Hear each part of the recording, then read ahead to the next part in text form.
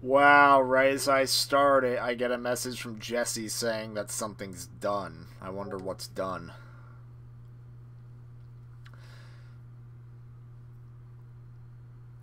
So, I don't know how long this is gonna be. I'm not sure if I'm just playing the RE2 remake demo or if I'm gonna do more after, but I guess we'll see. Oh shit, I do need the chat.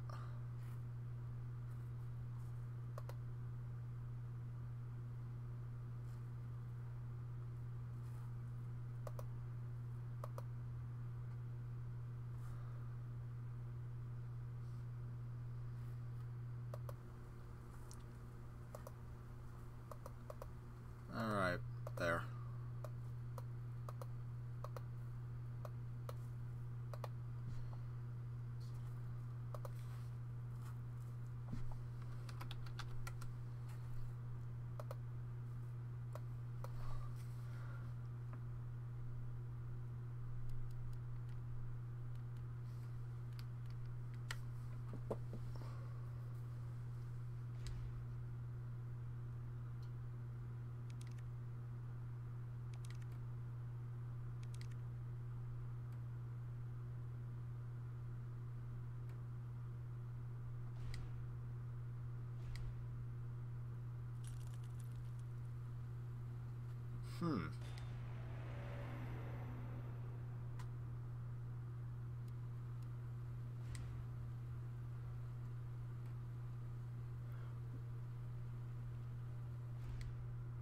So I have to play the demo online, and it freaking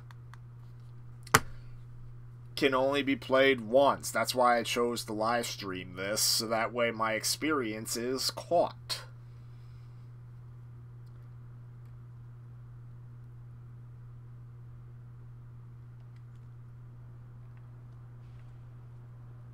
Hello?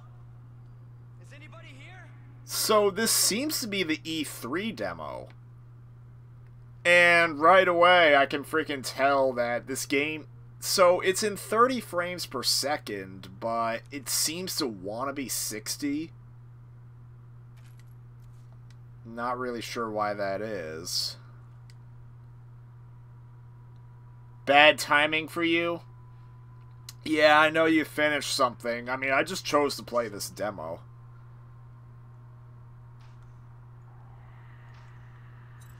And I chose to live stream it because, well, the demo can only be played once. You there? I found a way out. It's in here.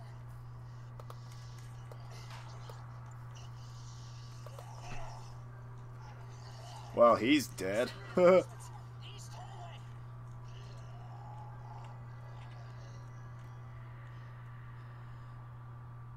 I gotta find that guy.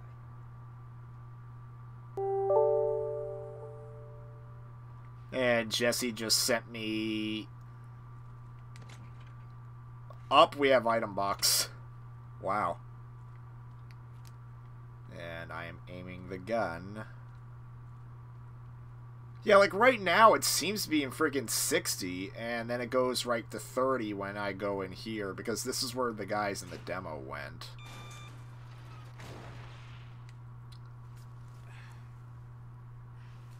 So yeah, I think I'm gonna play the demo all the way through to try and finish as much of the story as I can.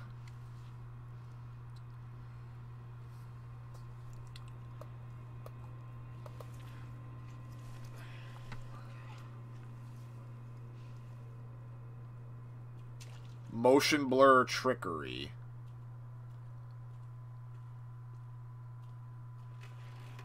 Because I think the game runs at a full 60 FPS on the PS4 Pro, but I have the normal PS4. Okay. Oh. Damn it.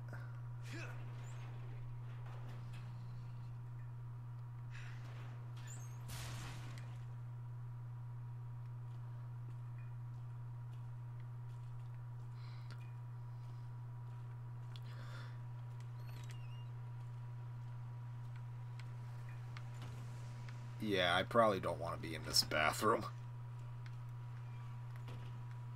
Alright, so I came through here.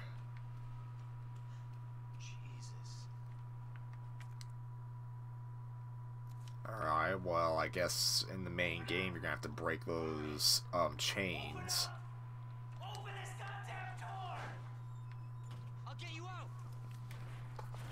Alright, now I need to up the brightness. Please! Give me your hand. I got you. Give me your other hand. There we go. Now you can see the game better.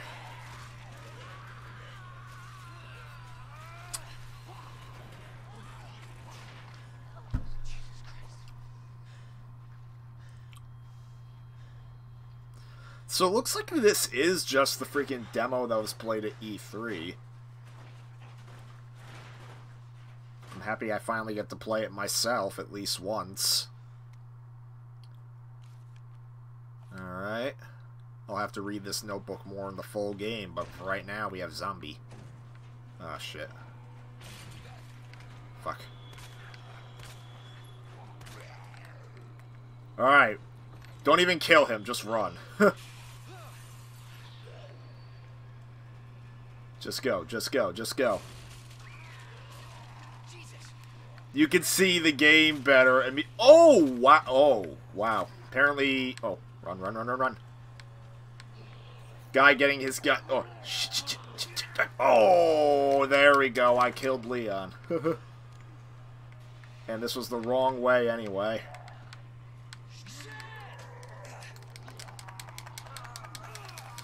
Oh, I'm already doing bad. Jesus. Just run. Okay, this way, this way, this way. We got it. We got this. We got this, man. We got this by the ass. Okay. Alright, go.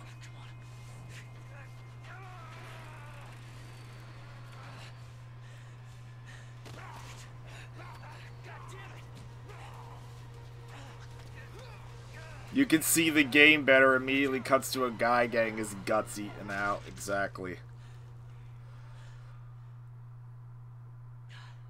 The zombies were in total redneck mode.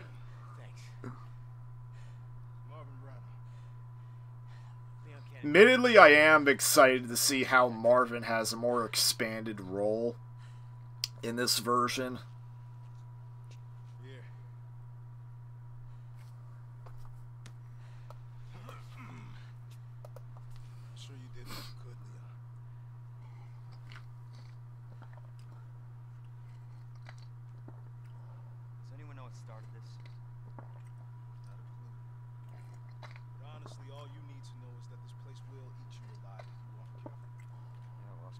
Last week, and I got a call to stay away. I wish I'd come here sooner. You're here now, Leon. That's all that matters. Okay, Lieutenant, I'm ready. Hopefully you'll be able to find a way out of this station. That officer you met earlier, Elliot. He thought this secret passageway might do the trick. This is good news. We can get you to a hospital. No, I am not the priority here. Lieutenant, I'm not just gonna leave you here. I'm giving you an order, rookie. You save yourself first. I'd come with you, but I just slow you down. Now, you'll need this. Can't take... Stop. So this here's the knife that's gonna save us from the zombie. Now the thing is, I gotta make sure not to die in this demo, or else I'm not gonna be able to finish it, because I think when you die, it just restarts the demo. Got it? Yes, sir.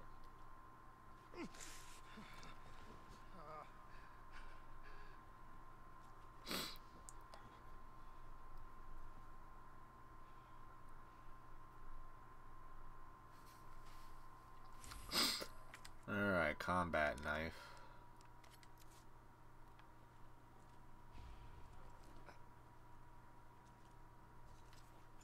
Oh, so there are checkpoints, but the clock still ticks. Alright. Yeah, I thought it worked. The way it worked is that anytime you died, you had to restart. Not how you imagine your first day. I think that's something similar to what Brandon said when he played the original for the first time. Oh. Get some herb.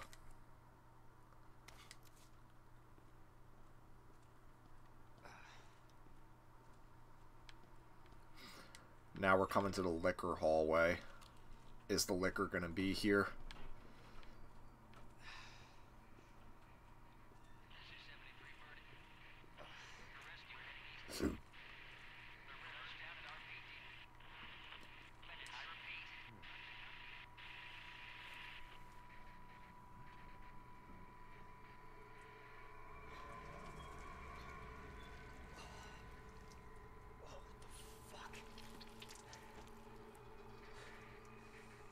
That's just nasty.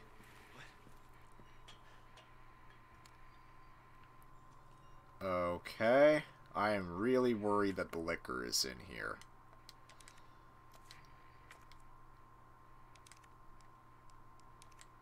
I think I'm just going to use the green herb. Alright.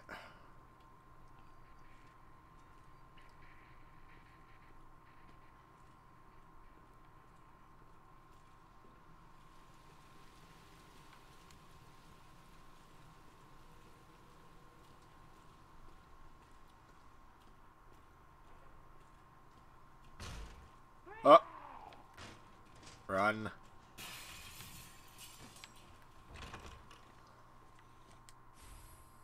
Oh, we got a key card for the weapons locker. And Pokesaur says Herg.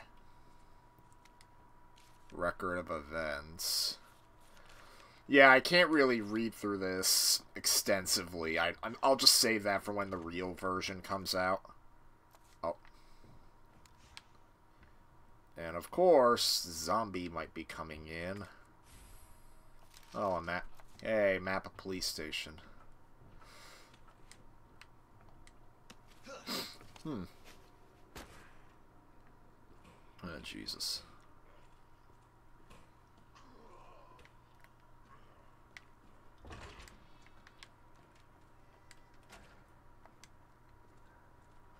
Fuck. So there's plenty of stuff we have to unlock, probably with pass wait. There we go, key.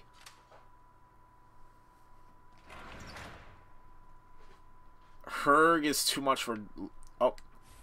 Got the shotgun. Ho, ho, ho.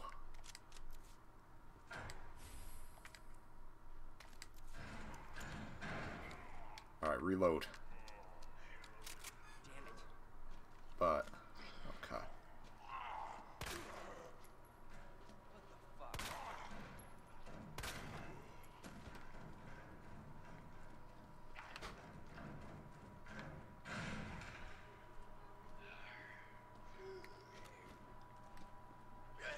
Uh-oh. Hello. Bitch. Hello. We being Kevin McAllister right there. Oh, terminal memo. Okay. Better get out of here. So at least we have the shotgun for this demo, even though only 3 shells left. Does the game feel any different from the other older over-the-shoulder games? I mean, I'll tell you this much. They make... Kinda don't know. Whoa! They brought back the gunpowder system from freaking RE3? Huh.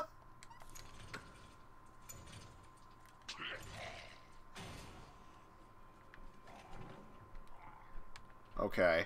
Oh, welcome, Leon. This is unfortunate. Okay. I better not have just doomed myself. Here we go. Shit, shit, shit.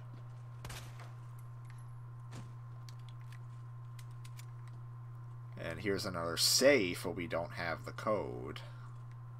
The code. We don't have the code.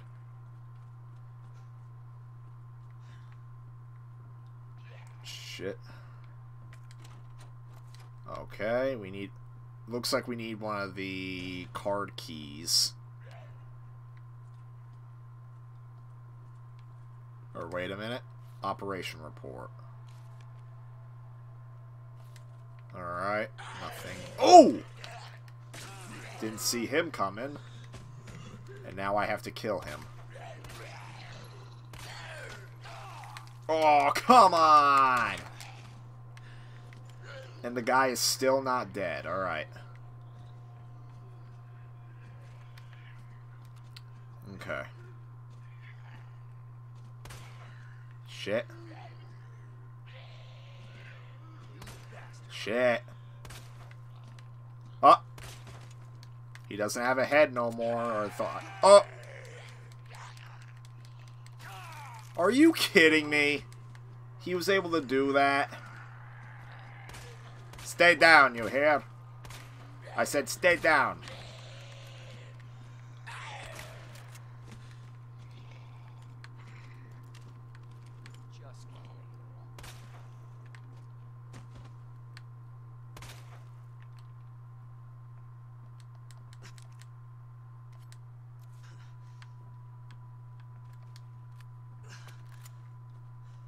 Yeah, I'm probably gonna die.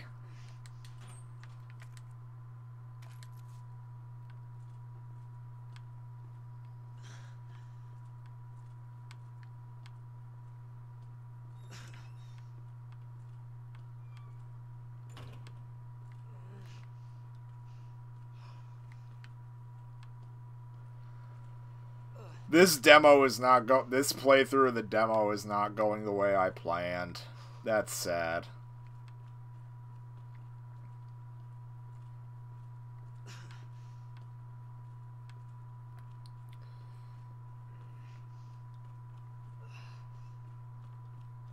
Oh, fuck. Alright, well now we have... Uh-oh. Oh, we have a herb. We have a herb. Get the herb. Now get in the door. Shut the door.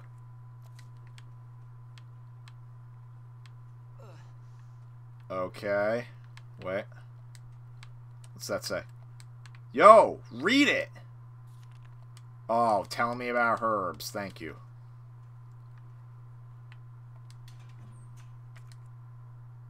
Alright, more gunpowder. That ought to help. More pistol bullets.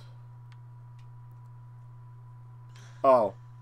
Oh, thank God. Red herb. Thanks.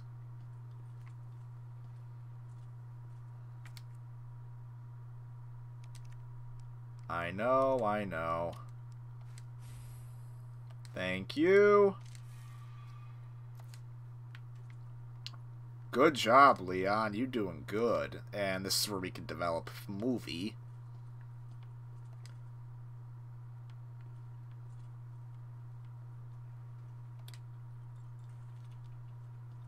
Okay.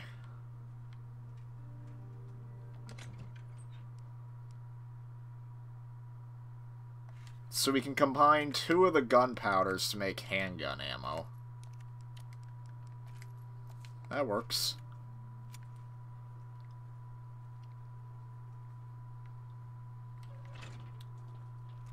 Now we can go upstairs. Oh, this window is where Nemesis would break through an RE3.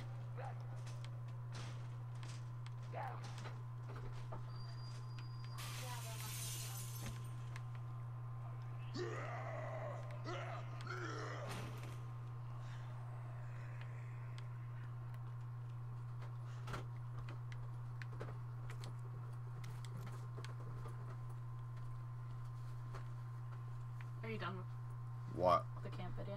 Yeah. What's with the attitude? Jesus, I was just asking.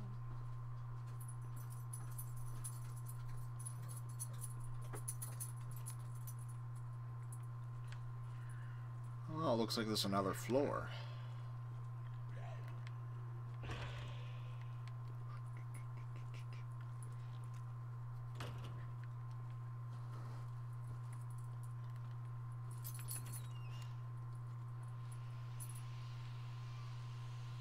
Oh. Wait a minute. Oh, we need a valve. Okay.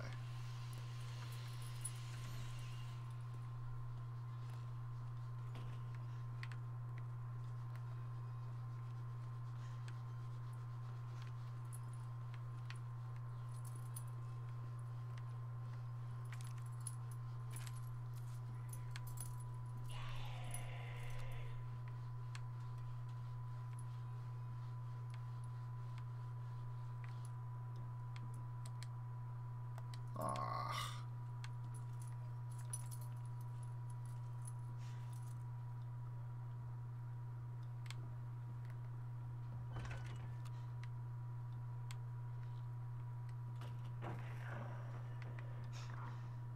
What in the...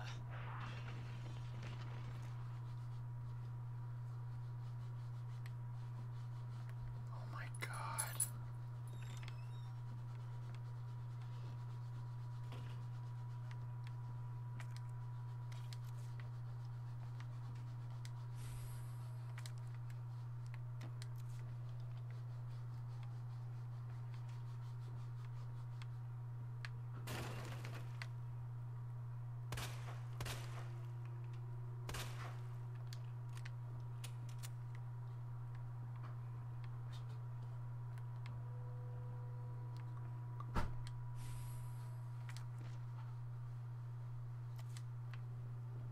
It's nice.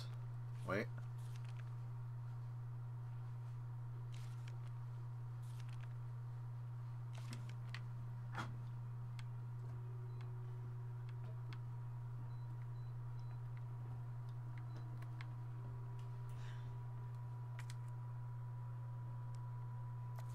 Oh.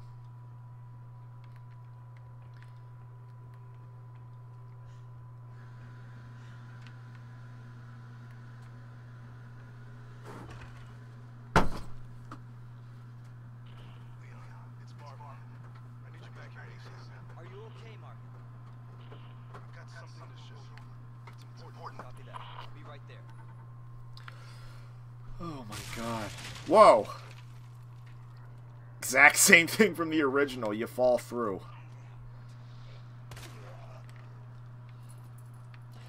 Sorry for remaining silent. My sister came downstairs, so I couldn't really talk.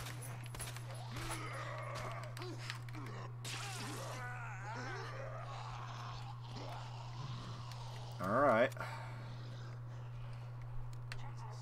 3 zombies. Tell you this much, you really can't just fire off shots like crazy because... Or maybe you can.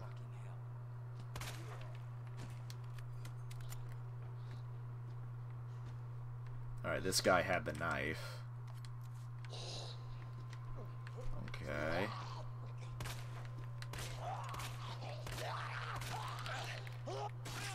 And now knife's broken. And seriously, he gets up again.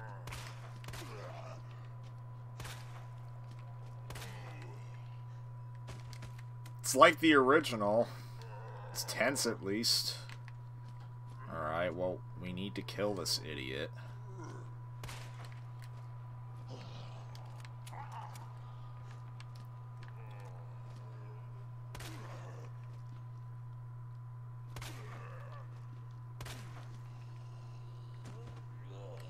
They're just gonna keep getting back up. Oh my god. How have I been? Oh, okay. Ugh. Yep. I thought the game was gonna do a cutscene. Okay. Another dial over here that I don't have the combination for.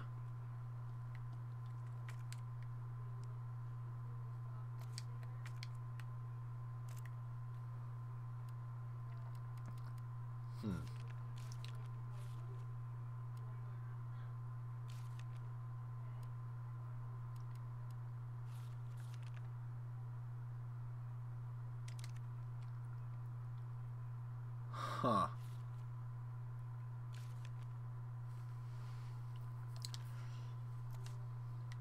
Swear to God, this demo gives you, like, no time to, like, solve puzzles.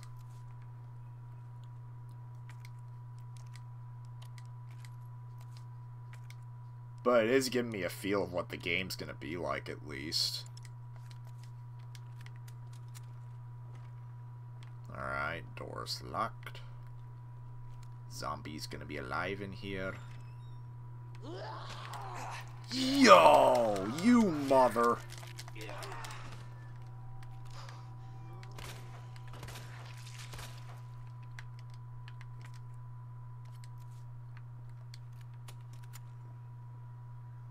Oh my God.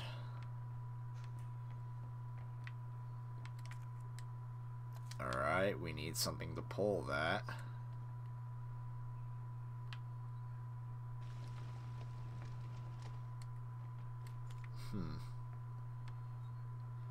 So it looks like they're doing a bookcase puzzle like the original. Or no, they just made a platform thing. Okay.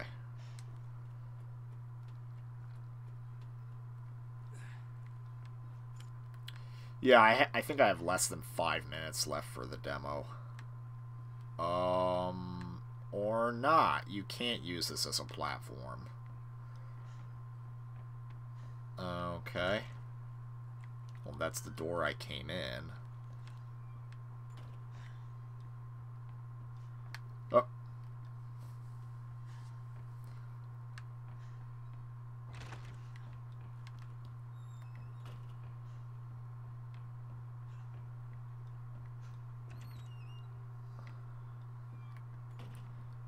Oh, and then here, there's nowhere to go. Except through here.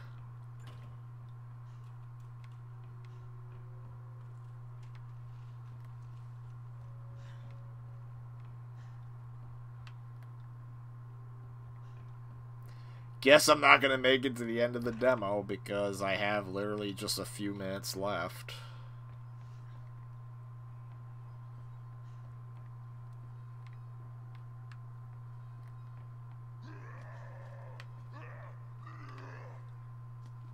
Okay, where is there a living zombie now? Oh, down there. Oh, there's an exit down there, huh? Was it locked, though? Alright, well, Mr. Zombie is over there, but let's try the exit. Oh, it's locked. So... double tap.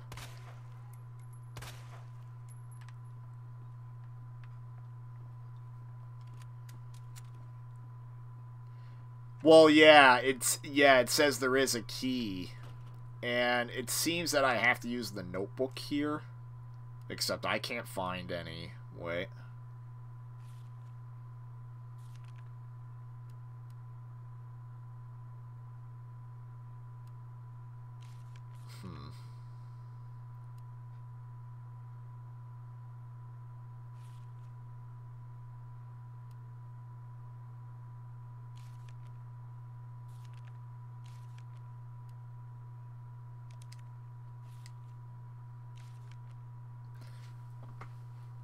So 3 medallions, but that's not here. Huh.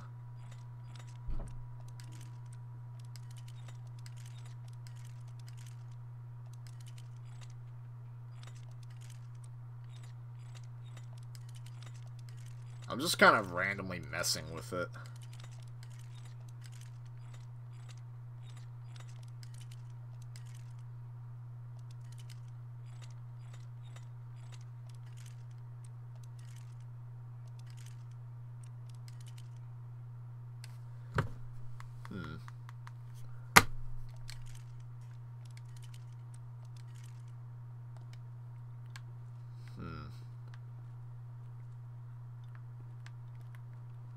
Wait a minute. Oh, map of the upper floors, huh? Yeah, there's no way I'm gonna figure this out. There, knife.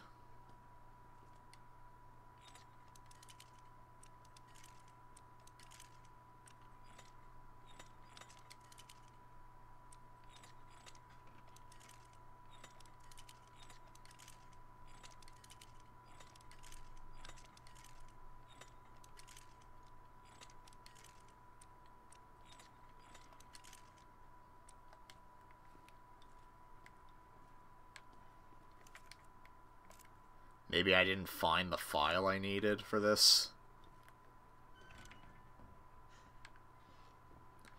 It don't matter because, well, I'm about to lose the demo anyway.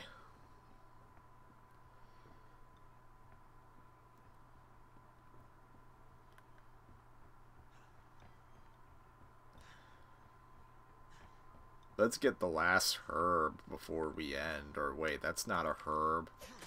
Screw you.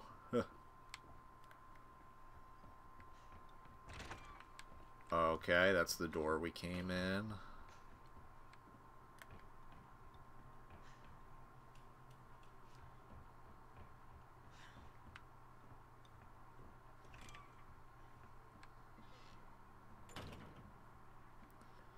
Alright, let's walk the hallways aimlessly until it's over.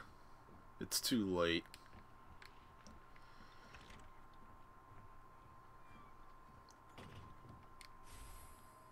That's the key we needed! Oh! Well, that sucks.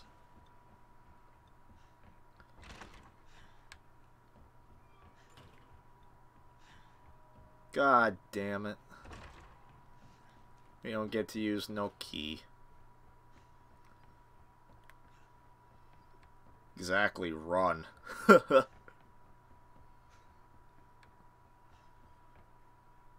Up! Right as I was getting to the exit. Thank you for playing.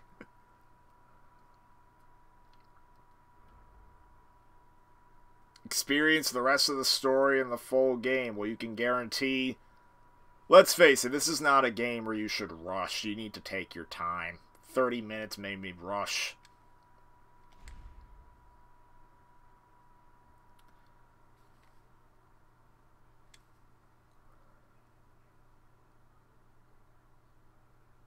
Like how Microsoft's credited for something in a Sony game. Find out more. I want to find out what's happening here. She's the one at Umbrella responsible for unleashing the virus. Seems to be evolving much faster than expected. You gotta be kidding me. God only knows what's down here. What the hell? It'll be all over soon. I'll get you, you fucker! Ada! Sherry, I'm coming! So we can see Ada clearly wears something similar to her original outfit. Damn good idea. Plus... This is Hunk from Alpha Team. Yeah, that's right. 4 survivors in this.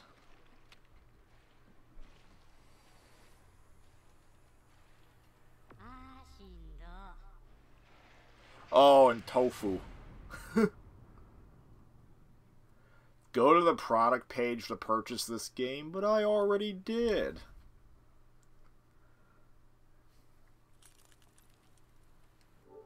Alright. Gotta delete this game from my hard drive. Sad.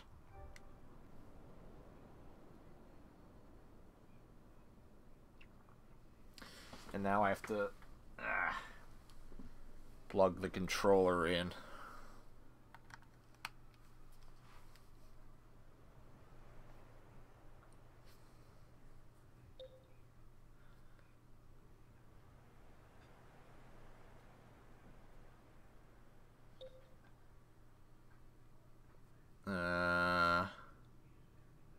Jesse, did you want to join in a call now?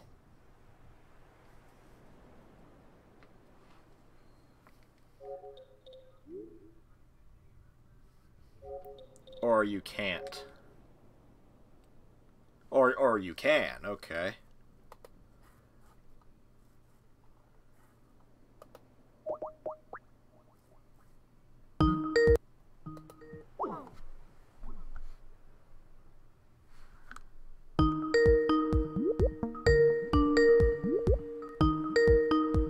Come on.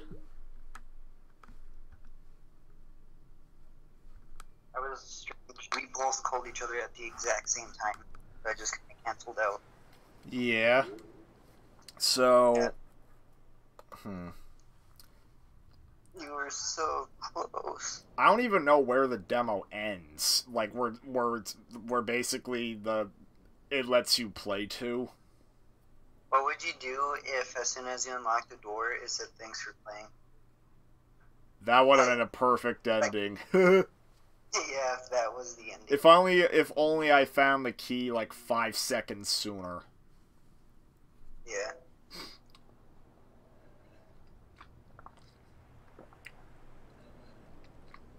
But no, this is not a game where you should rush. Yeah. It seemed very stressful, almost like going through, it was almost like one of those freaking, what do they call them? Escape rooms. I mean, and the thing is, like, I think Capcom has said numerous times that they make the zombies scarier by making them take pretty much as much abuse as they did in the original games.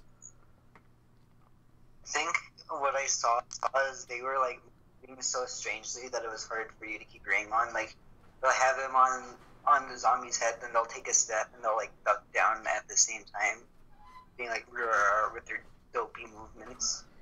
Yeah, and then sometimes they get back up after you think you got them. Yeah.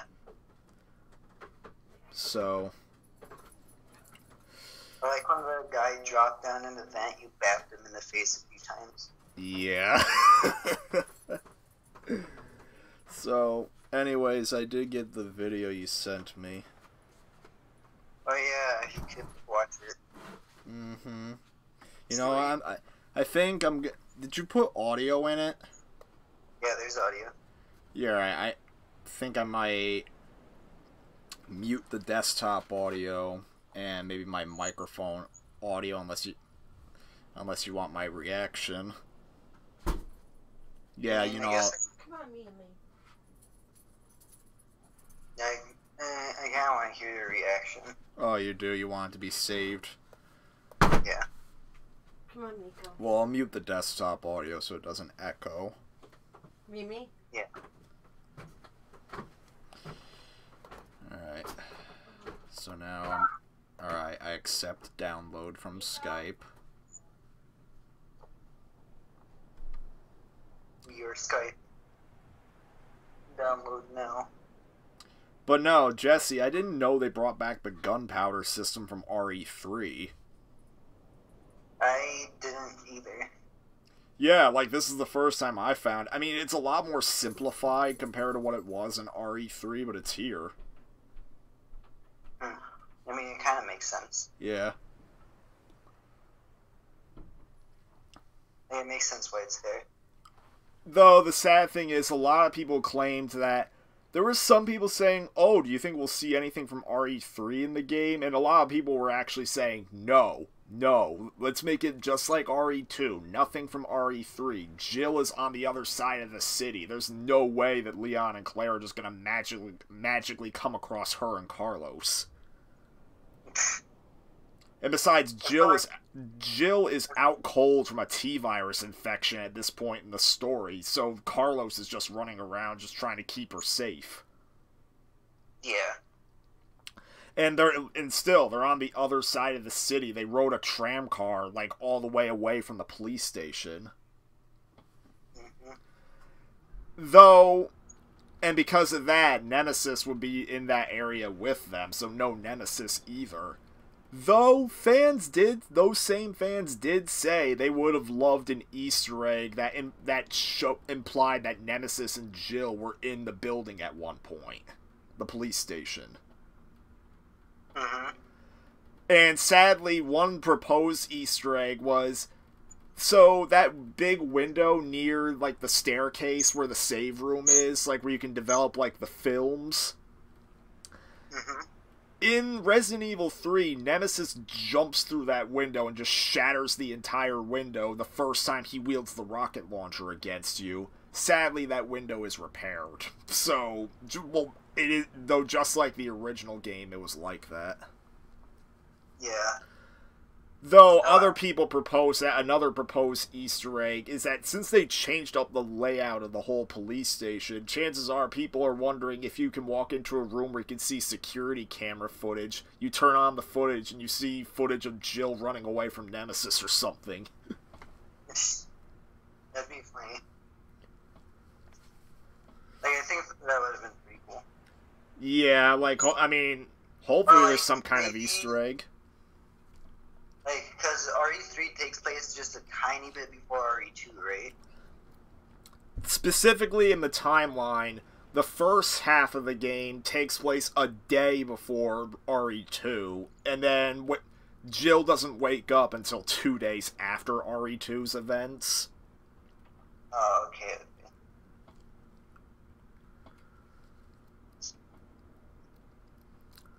Anyways, the video download is complete. Let's see.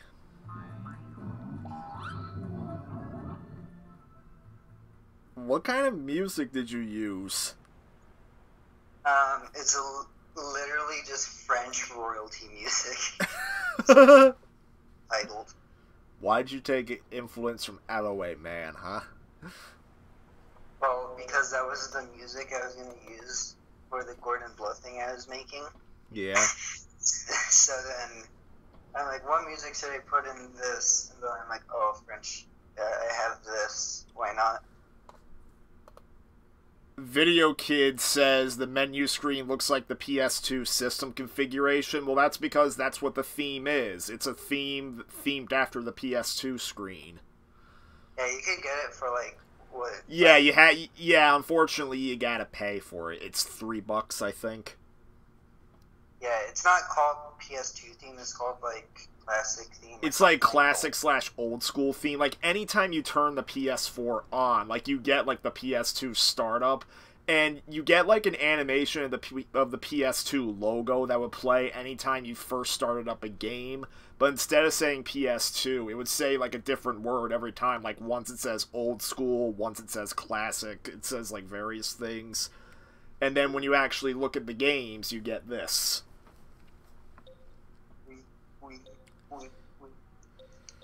Now, I don't know what game I should... Since I have the PS4 on, I figure I should probably turn on something here.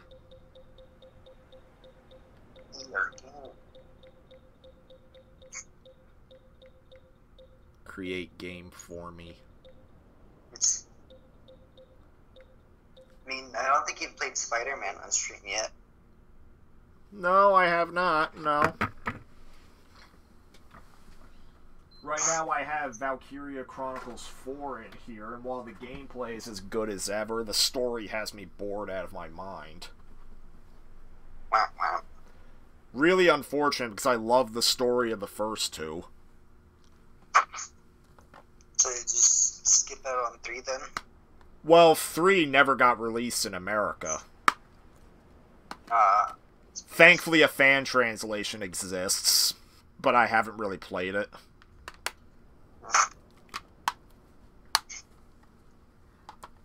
I wonder if it'd be more interesting. No, the big problem is that 2 was the first one I played. So basically the first game is... So the thing with Valkyria Chronicles is that it's more or less in a fantasy version of World War II.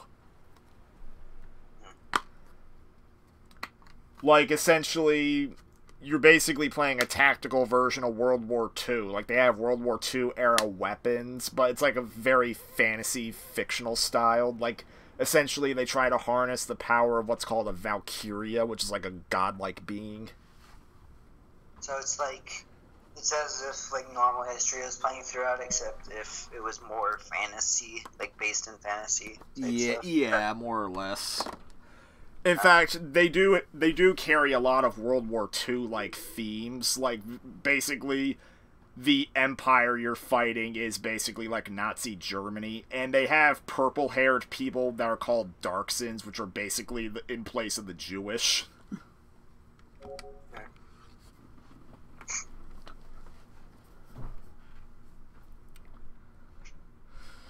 So, but yeah, I turned on Spider-Man, because why not?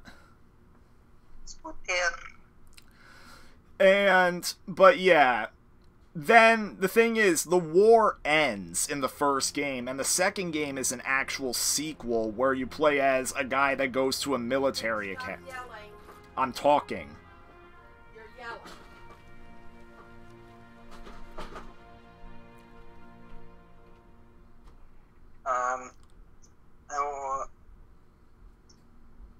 Well,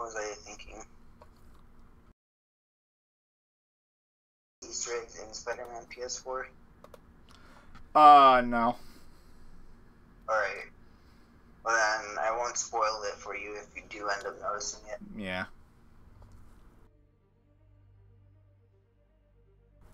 If I told you Pokesaurus, about- it's my ma. She doesn't like when I have fun on here. Now I know how Adam feels right now.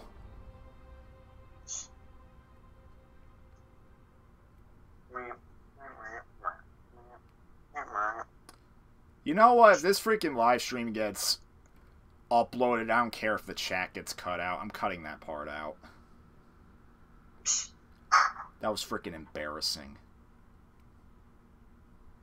Yeah, I don't think the chat would really be cut out since you'd need a lot of people to be talking. And you could see it on screen. I am losing patience. Where is the file? Oh, you have the Sam Raimi stuff now? Well, yeah, I'm wearing the Sam Raimi suit. Because it's my personal favorite, unlike that GameSpot writer. There's no one here but us. So what was I saying before I got cut off? You're talking about Valkyria. Oh, Valkyria. So, the second game was an actual sequel. Basically, you play as, like, a new cast of characters. Like, they're mostly teenagers as opposed to, like, the young adults the characters in the first game were. And they're basically at a military academy, and they get caught up with another, like, rebellion from a separate faction. Basically taking the loss of the first war to try and start another one. Gotta do this quietly. Huh. Don't want to alert the And then, what's really unfortunate is that 3 and 4, they literally just retread the story of the first game, just following a different squad. That seems kind of dumb. Yeah. I mean, at the very least, from what I understand, the third game at least got creative, because the squad you were playing as was basically a group of outcasts that weren't officially considered part of the Allied war effort. I feel like if Valkyria Chronicles was going to get more interesting with future games, it would have to like actually continue the story. Yeah, it should go to, like, more modern day. Like, maybe try to do, like, because... Like maybe Vietnam. Yeah, maybe like Vietnam or something like that. Yeah, that'd be interesting to see. I mean, they did do a weird spin-off game called Valkyria Revolution, which was kind of like a steampunk-style Civil War thing, but it was a real-time strategy game, and that game's story wasn't all that great either.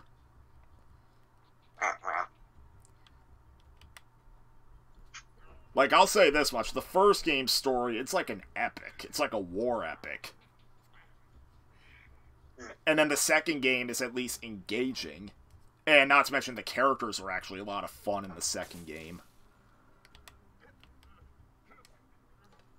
Yeah. I feel like you could do a lot of stuff with that. It sounds interesting, but I'm not sure if it'd be the type of gameplay I'd like playing. Well, I'd have to show you what kind of... You know what kind of game it is? You said it was a strategy game. It's a strategy... It's not... No, it's not like... It's not real-time strategy. Essentially, it's a mix between... The best way to describe it is it's a mix between a turn-based tactics game like Final Fantasy Tactics or Front Mission, and it's mixed with third-person shooter. I think I know generally the type of thing you're talking about. Yeah, I think I could... Like, if you want me to show you some gameplay of it after Spider-Man, or whatever. Maybe. Okay. And then... So it's kind of weird for Sam Raimi suited Spider-Man to have all these gadgets and actual web shooters. Stay quiet now. Someone's coming. They'll see me down here. May the sweetness. Someone else is here.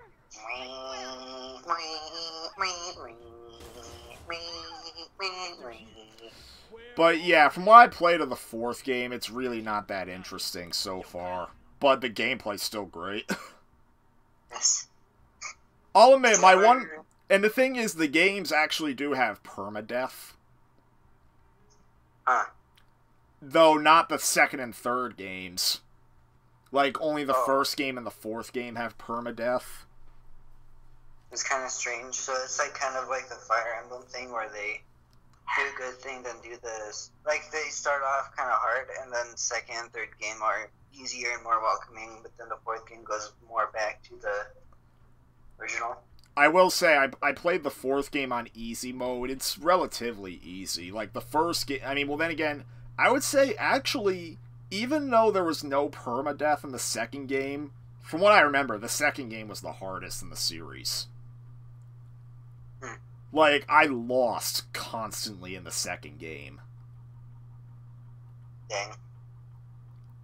I mean, the reason why the second game was frustrating was because, well, the thing is, the first game did not sell well at first. I mean, it later did sell like hotcakes when it was re-released on Steam and PS4. Mm-hmm. In fact, it's now available on Switch and Xbox One if you were curious. Yeah, I knew that it was on Switch. Well, the first game and the fourth game. And so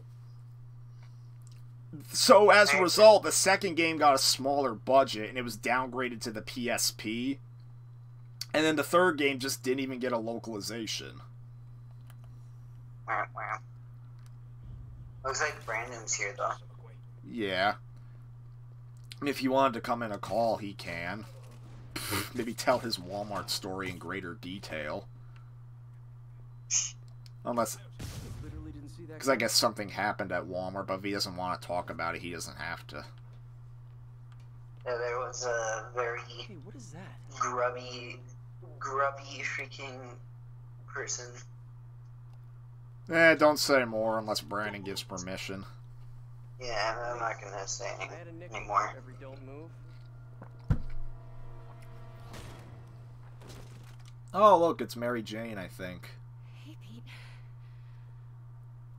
MJ? What are you doing Wow. here? Same as you. Working. At least, it was.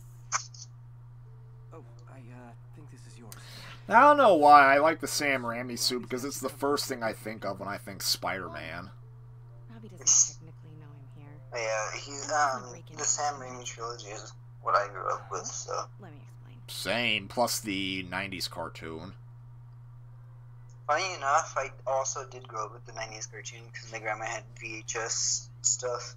Yeah, and the thing is, thankfully, unlike some other Disney stuff, you can at least see the 90s cartoon. It's just you have to buy it on iTunes or Amazon Video. Excuse me. Hi, Mary Jane Watson. I'm covering the Fisk estate sale. Hello. It used to be available on Netflix and Hulu, but it got taken down. Maybe it'll come back on Disney Plus, but no promises. Right. So sad that Doctor Who got taken off of Netflix. I don't know what it is. Netflix just seems to be going for more for their original stuff. No, sorry. It looks like we're gonna have to run something else. Didn't they say I I don't could know. be being Maybe being the stupid, Christmas piece? but You know what? didn't they say they I wanted think to I'll branch out Sure. to even other media like No, games or present? something? Well, supposedly they did an episode of Black Mirror that was interactive, and the last thing Telltale made was frickin' Minecraft Story Mode ported to Netflix. Look around and familiarize yourself with the items. Yeah, The Wilson Fisk collection, huh? Can do. Did you see Spider-Man Into the Spider-Verse? no, but I know that Fisk is in it, and then that's about it. And I know all the spider people, and that Fisk is in it. That's all I know. You should have went to see it. I want to see it, because I know it's really good. I remember when Fisk started illegally importing artifacts like this. I think it's the only freaking Sony animation movie besides Surf's Up that I've seen in theaters. And Surf's Up I didn't even finish. The projector gave out due to a heat wave. Wow. Not even a freaking, not even their waves that they surfed So, on Mifune? Correct. could Mr. Fisk take has out the hot garbage that the movie just was no inherently. before his arrest. No, freaking Surf's Up was actually one of the stronger Sony animation movies. Move on, please. Yeah, I know, I seen it, but I didn't really like it that much. Yeah, it's nothing spectacular, but it was at least better than some of the other schlop they put out. Yeah, like, better than the other stuff, but I can't believe there was a time when I loved Open Season when that movie's pretty much shit. yeah, I remember, trying to catch it a lot when I was younger. When it would air on TV. I think Cartoon Network is the ones who aired it. Probably, yeah.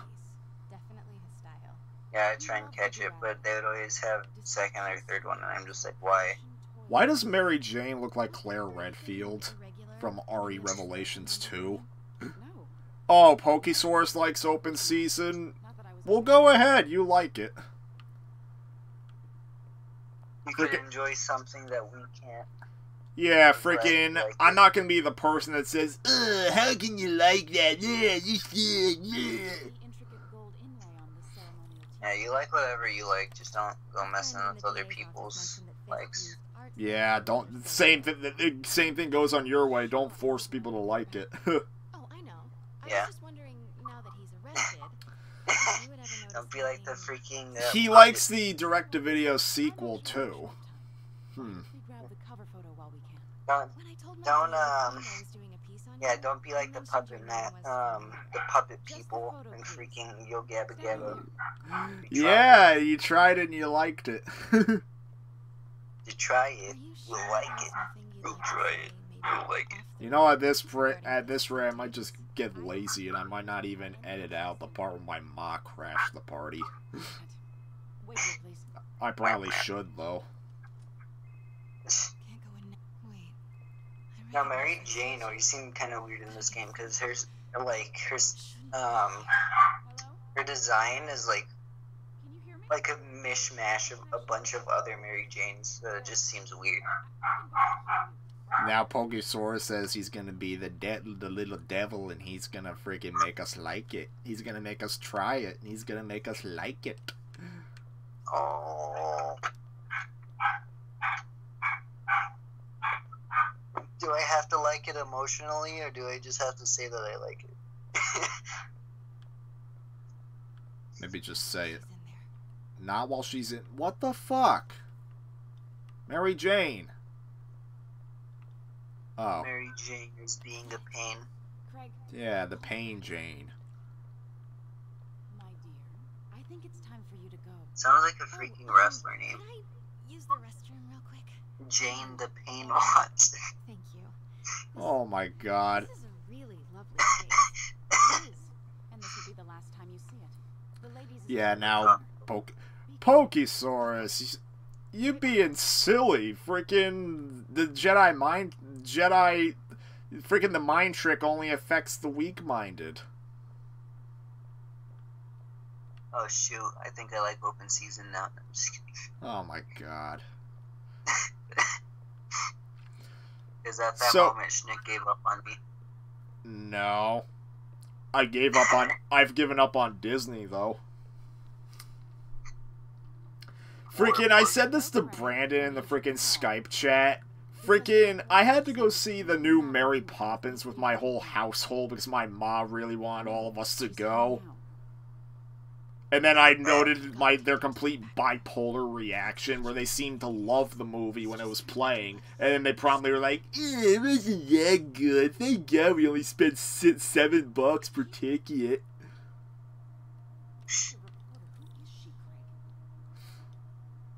Okay, now we have Metal Gear Mary Jane. Maybe it was a case of them wanting to like it, but then realizing that it sucked. Except my ma clapped at the end of the movie. Well, the first thing I'm going to do is have Miss Investigative. Yeah, that was good. Wait a second. No, it wasn't. And the second thing I'm Pretty going to do is much. head, Craig. Dang, she's pissed. I don't think I've ever had a response to that in a movie. I either liked it or didn't like it. Or I just thought the movie was meh. Yo, get in there. Get in there. Pete told me about this. Apparently, Pokesaurus liked Infinity War, despite, Cops take it. I know this statue opens. But how? Oh, you know the statue opens. Okay, but... So, yeah, freaking I'll tell you this much. Molly's Game is a positively reviewed movie I really do not like. But when I first saw it, I thought it was meh at first. Statue can move. Most common pose. Yeah, if there was a movie I didn't like, it would be something that I would not like at first. Like I actually didn't like Half-Blood Prince when that came out, but then I watched it again over a few times, and I think my sister and my dad were the same way.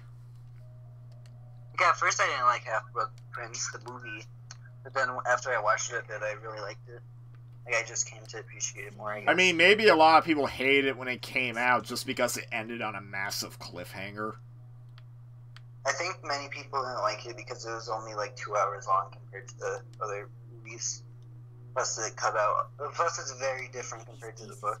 Well, Order of the Phoenix is the longest book, and ironically, it's the second shortest of the movies. Yeah. Order of the Phoenix, I had mixed feelings about when I first saw it. Like, I liked every other Harry Potter movie, but then Order of the Phoenix came out and I had mixed feelings. I still think that out of all of them, I would probably still rank Order of the Phoenix the lowest. But I still like the movie. Like, I still like all the Harry Potter movies. I just ranked that one the lowest. How would you rank them? Not really sure what order I put them in. Something's in one of his hands. What is Like, I could say that my favorite one is Prisoner of Azkaban, and the one that I'd rank the lowest is Order of Phoenix, and everything else in between. She's So I love... cozy with So I really, really like the first and second movie because, you know, those are the first ones I saw. Philip mentioned 2 poses. Mouth closed, left arm down, right palm facing forward. You know, I really liked Goblet of Fire when I was a kid, and I would say that that was my favorite one for a bit. But now I'm not sure if I like the movie as much anymore. Goblet of Fire. Yeah. Ron just annoys me. Ron just annoys you?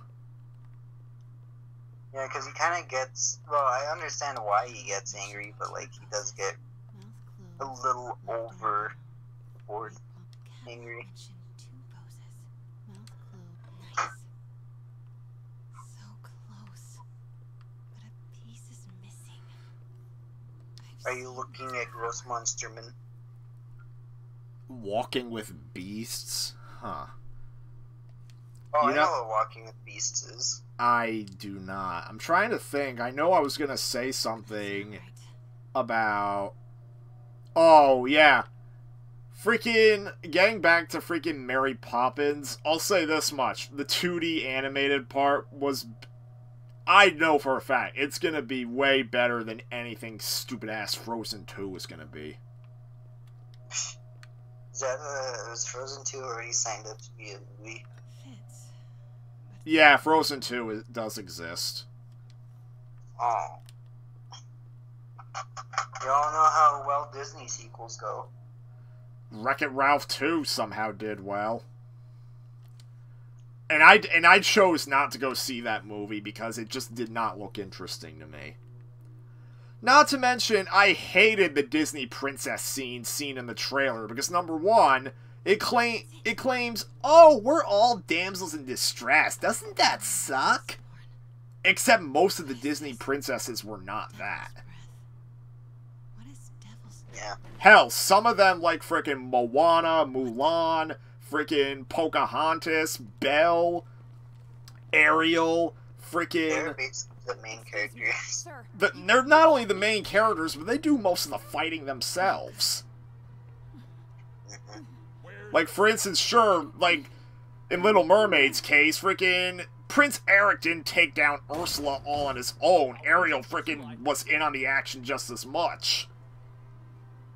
You know, now that I think about it, Shnick, there's not a lot of actual Disney movies where it follows, like, the prince or the hero of the story. The only one that I can think of isn't a Disney movie, and that's Shrek, where they follow the hero of the flatulent movie on his adventure rather than...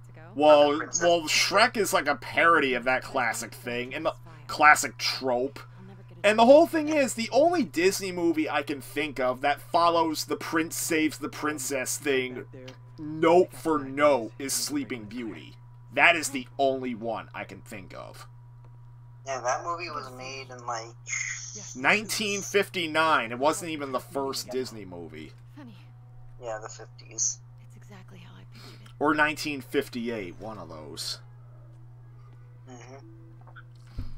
Did she change her perfume? Didn't Cinderella 2 do decent, or am I not remembering? Cinderella 3 was decent. Oh. Alright. Of course. Should clear these guys out before. Because I think I've seen Cinderella 2, and I know I've seen the first one, but I don't remember ever seeing the third one. Yeah, and as you see, I suck at combat.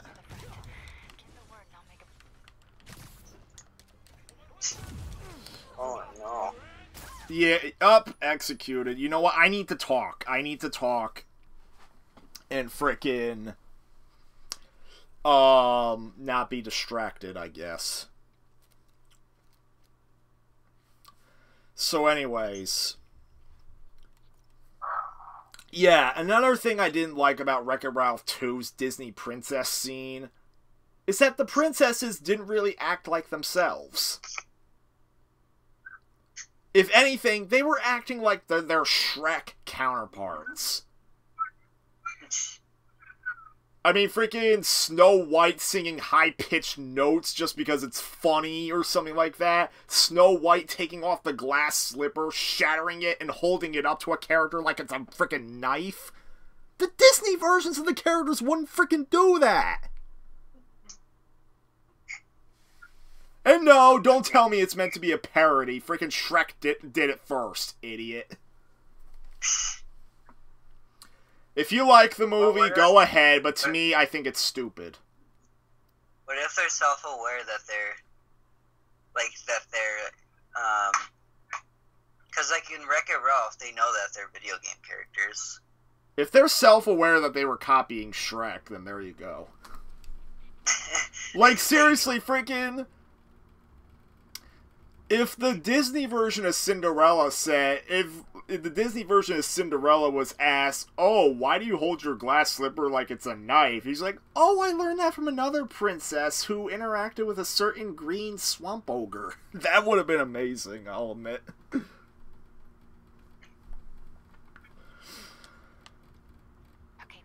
that moment, DreamWorks sued Disney for several $1 billion. What about that file?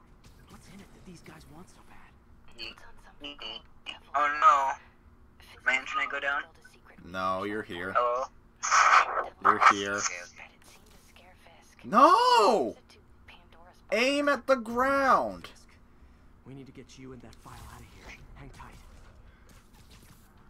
Yep, it's over. Not getting it this time.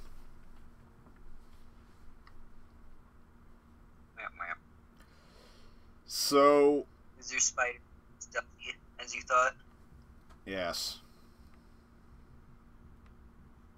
So... Yeah, I know, I'm really not excited for anything from Disney except for maybe Avengers Endgame. What's in it that these guys want so bad? Well, something about Endgame rubs me off the wrong way. I don't know what it is. Really?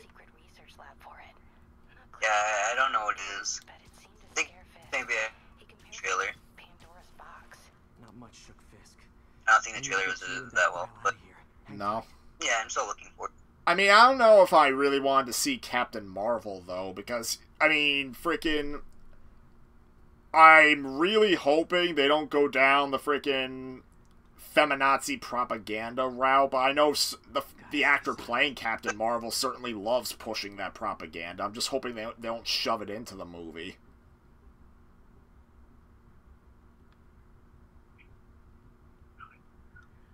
Hopefully hopefully if the director is respectable enough and actually cares about the movie more than... Yeah, and another thing that's a little bit concerning is that some hints have implied that Captain Marvel might single-handedly save them all in Endgame. It's okay for her to be a big help, because, you know, freaking she has all that power, and now she can finally use it to help the survivors, but freaking... if she literally does it all on her own, like she's freaking Alice from the Resident Evil movies, then freaking, yeah, that's not gonna work.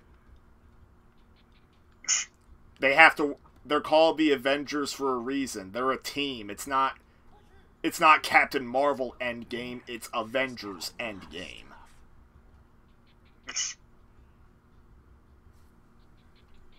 Next thing you know, the next movie will be about how to kill Captain Marvel, like Batman versus Superman. Just kidding. That'd be horrible. No. But I feel like it would work better if it was someone who was like in the MCU longer, like Iron Man or something. Well, yeah, I personally think they'd probably waited too long to introduce Captain Marvel.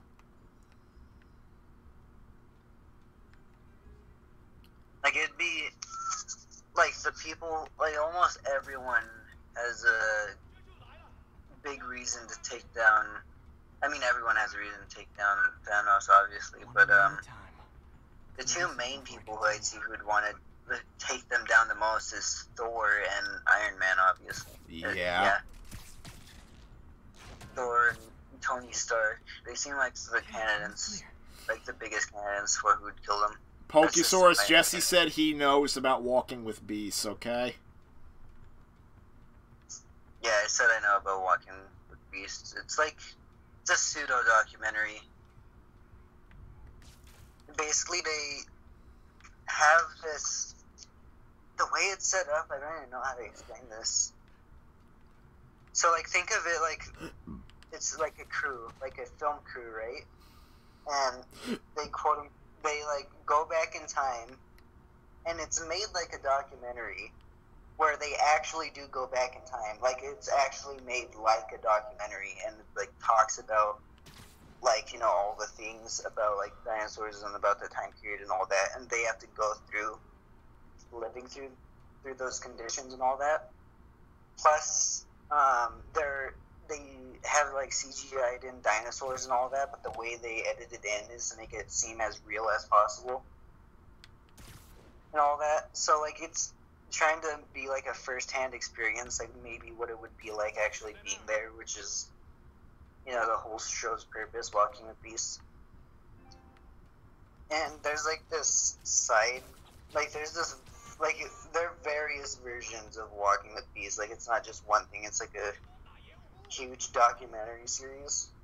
There's one, my favorite ones are the one about the ocean, the 7 Deadliest Seas, because the way they film it is really cool. Like, they go in, like, obviously they don't actually go across the entire world and all that, but like, they would go down inside of a cage, like, be lowered into the water, and they'd talk about megalodons and all that, and then they'd have a huge CGI megalodon actually go by, then a bunch of other, like, crazy creatures from the time era and all that.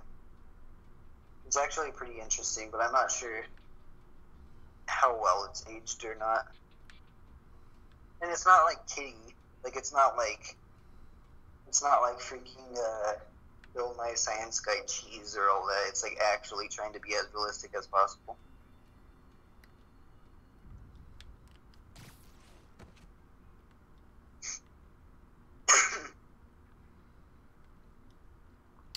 I'm guessing I gotta bust through the door here.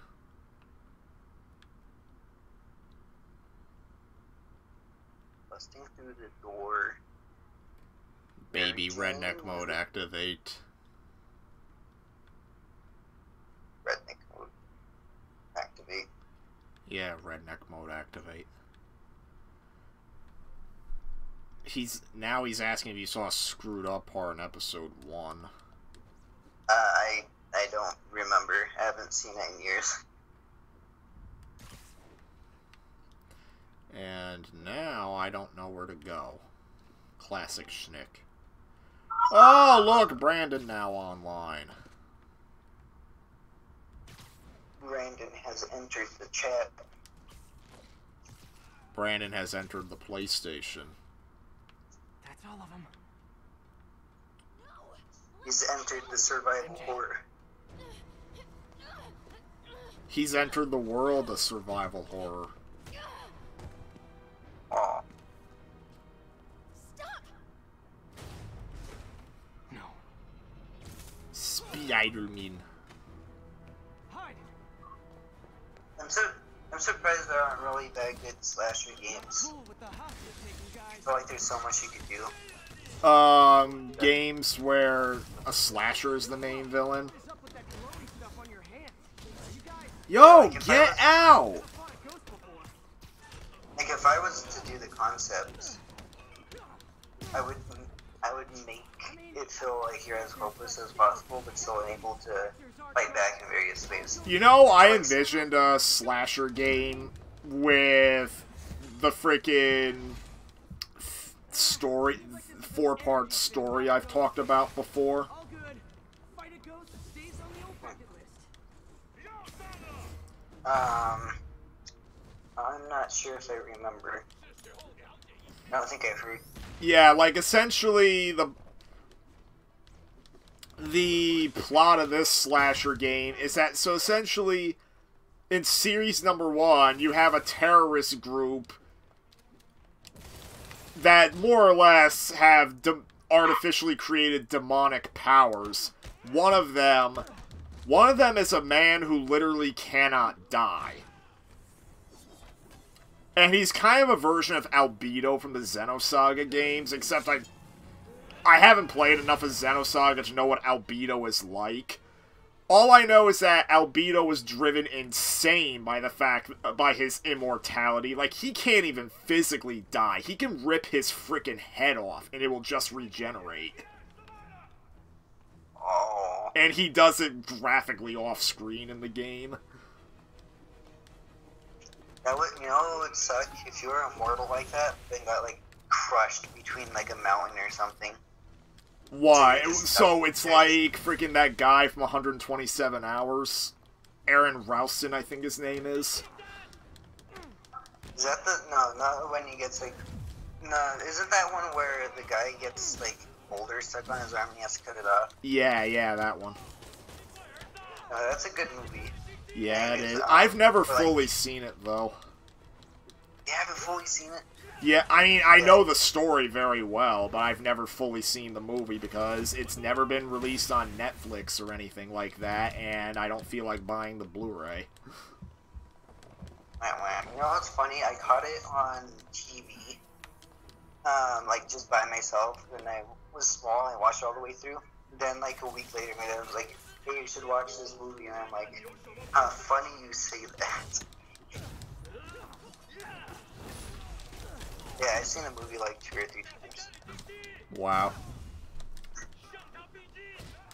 I also saw a similar movie about. We had to watch this during psychology class, but it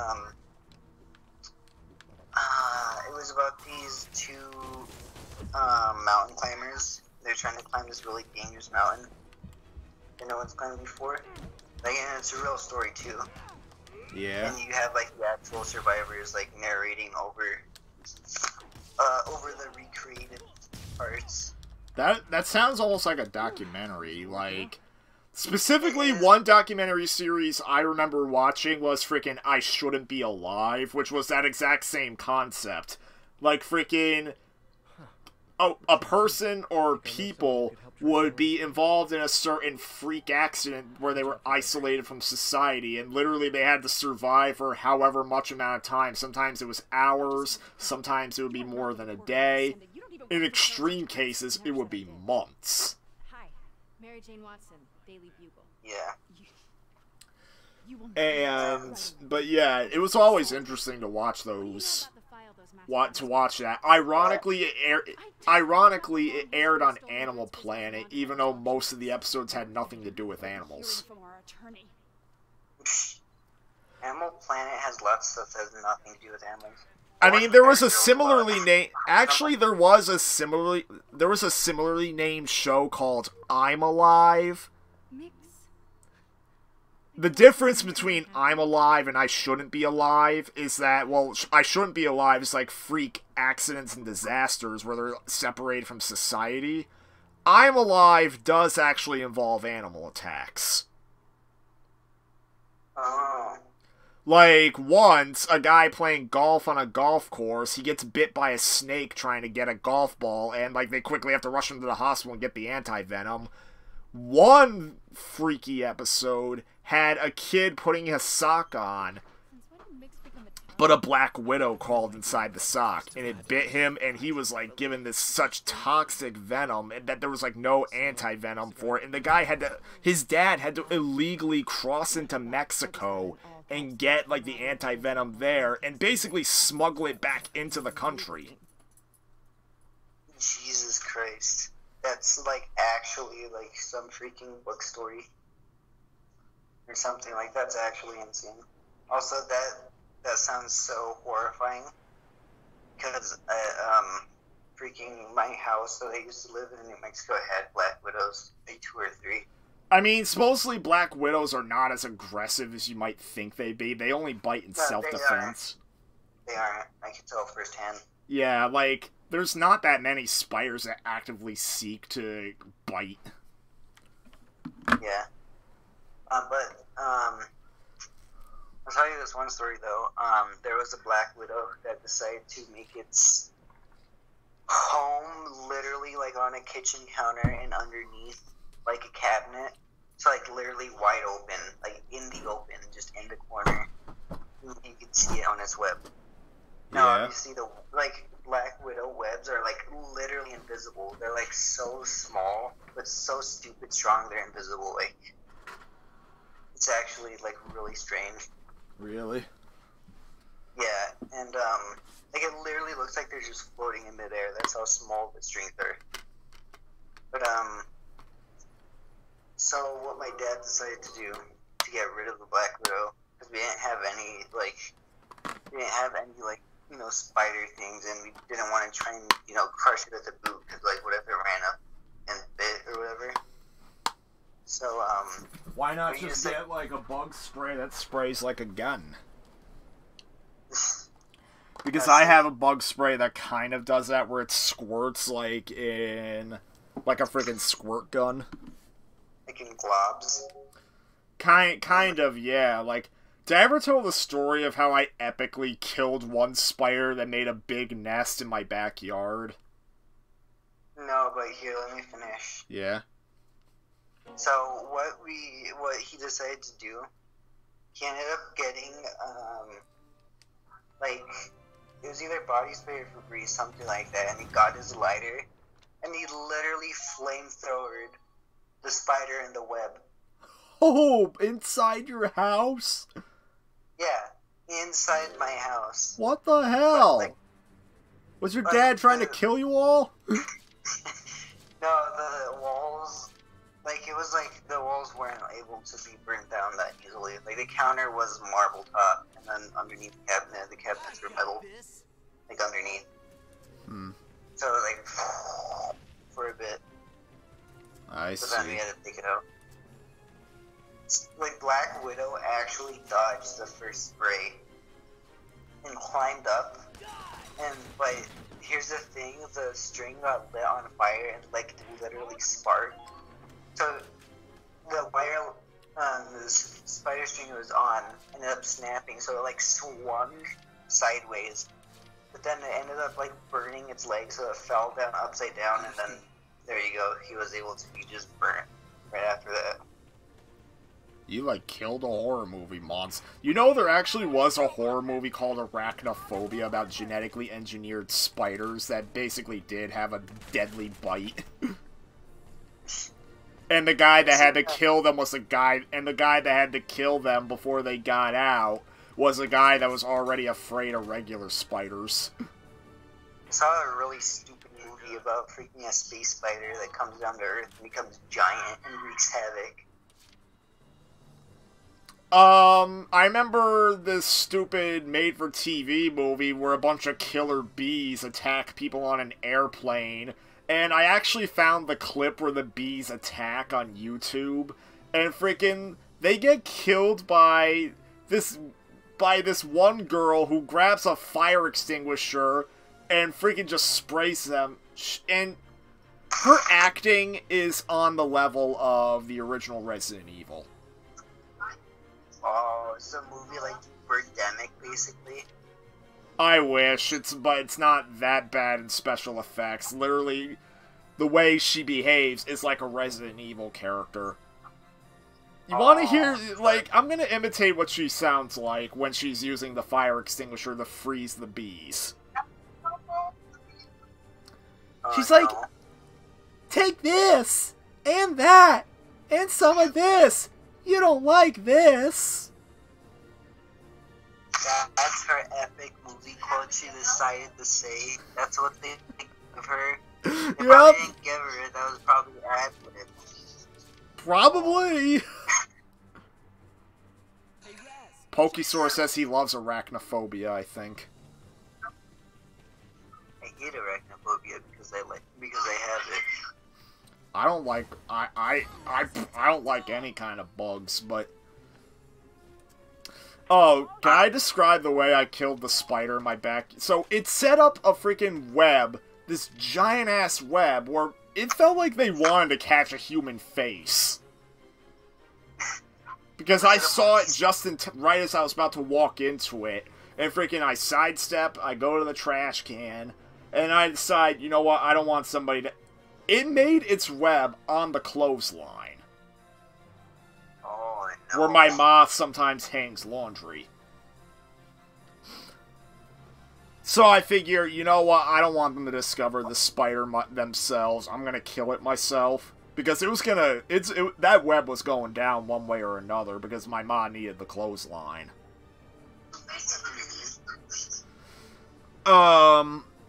So I get my bug spray. I set...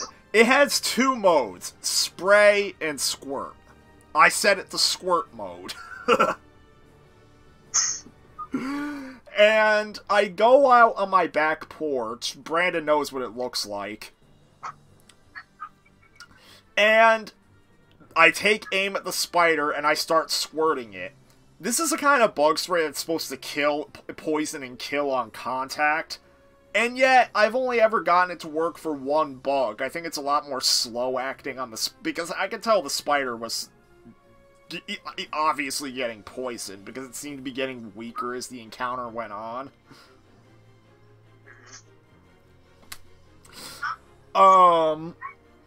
So... But that's not how the spider went down. So, the spider is, of course, crawling on the web. It was a bit startled by me squirting the web all over. And eventually it decides to web down to the ground. And it kind of writhes on the ground. It like rolled around on the ground a little bit. I don't know if it was a stop, drop, and roll kind of thing to get the poison off. Or if it was just writhing in pain. It couldn't have been, though, because it was up and moving again. Sometimes spiders like to do that. Sometimes you're like, and they just kind of try and run away. Maybe they were doing that to thinking I was gonna stop doing it. Maybe they were like, I don't know. When spiders do that, I either think that one, they're playing dead, or or something like that.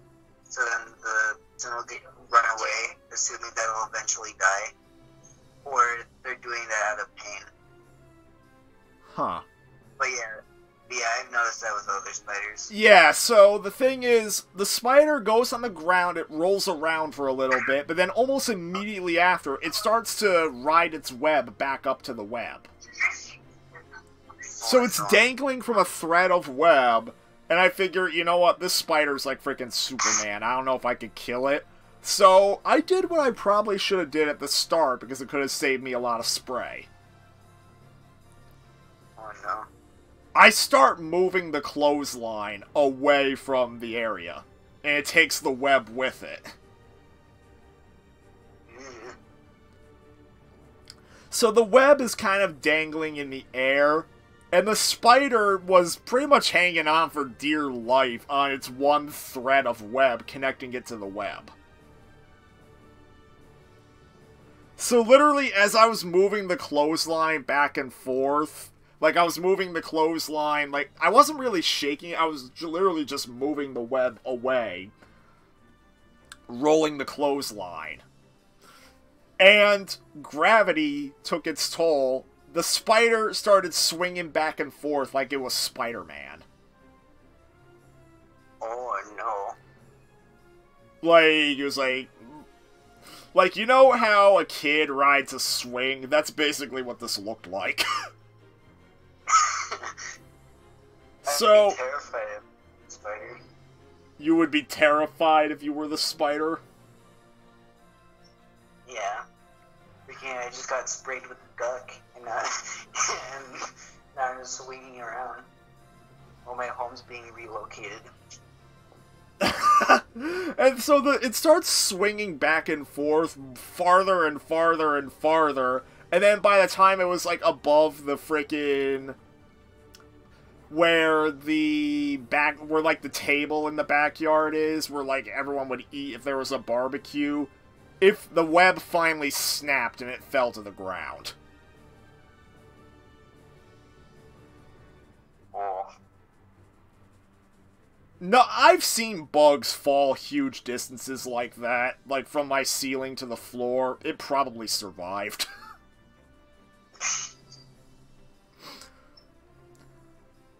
And was that? Yeah, I just went back inside. When I came back out the next day, the web was gone.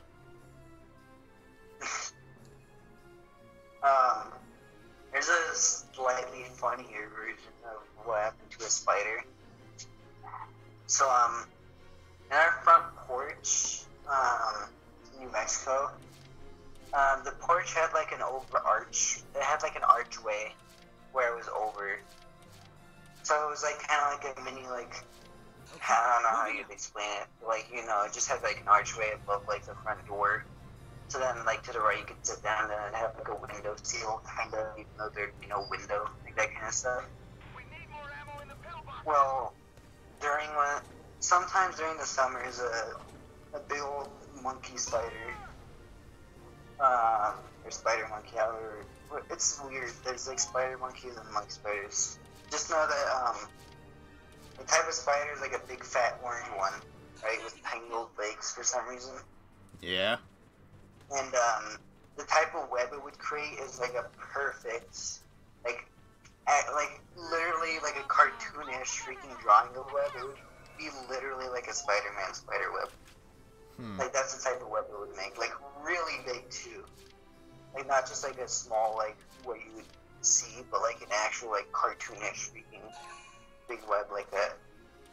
And it would do like a generic fly would get stuck in the middle, then run up, ravel it real fast, and take it up to the corner.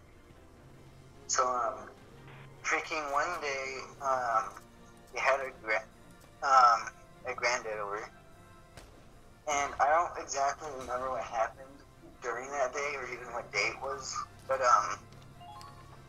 we were coming out of the house, but I was already outside, and I was just waiting for them to hurry up. So then, everyone gets outside on the front porch, and of course, to the left, there was the big monkey spider web. And for some reason, the monkey spider was just sitting smack dab in the middle of the web, right? Yeah. And, I was like, hey, Granddad, look at the cool monkey spider. So then he turns to the right, looks at it, and he was like, ah! And then he straight up punches the spider through the web. And the spider goes flying backwards, never to be seen again. That spider probably died.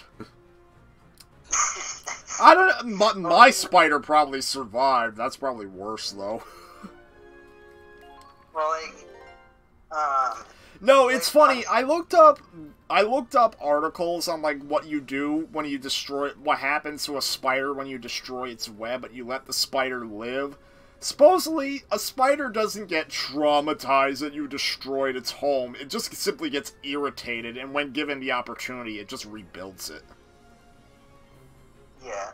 Yeah. The spider was tattered, but it'll just rebuild it. But what ended up happening was actually much worse. It fell behind a couple of boxes. So Yeah. then I decided to do a little investigating, and when I looked behind the boxes, there was even more stronger webs behind the box. So that means he punched a spider out of his house into a more aggressive spider's home, to where they probably ate him. Wow. That is just violent. Literally the worst way to go out. Get punched into a freaking sack of cannibals.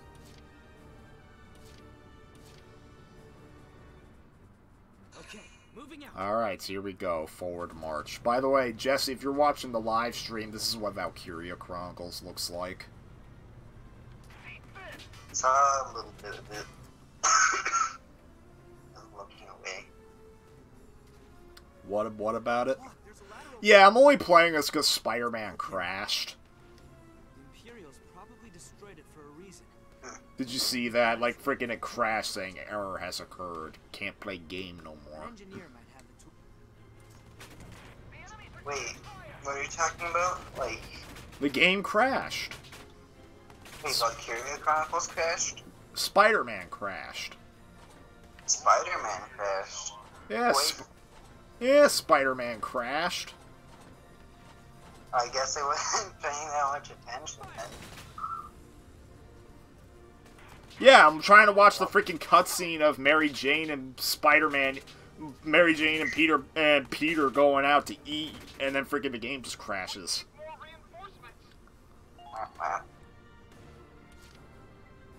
Anyways, we can now do forward march because freaking. Let's see if we can get our freaking mortar strike on this pillbox. The treads took some damage. Do. Let's provide support with the Hoffman. So yeah, this is what the game looks like. I would say it's damn good as a strategy game. Okay. Looks pretty good. Huh? It looks pretty good. The style reminds me a bit of almost like a cross hybrid between Xenoblade Chronicles 2 and that one game. Not Bioshock. Why can't I think of it? To me, the art style kind of looks like a Megami not Megami Tensei, but Persona.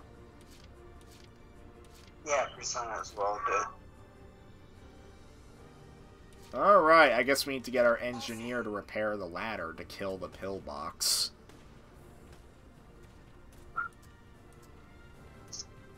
yeah, I don't know what's it with spiders today. Yeah, the spiders are uncooperative. No, earlier today, I was really bored. So I ended up watching Gordon Ramsay videos, and one of them, he traveled to Norway, I think. Traveled somewhere really cool. He ended up going fishing for some king crabs.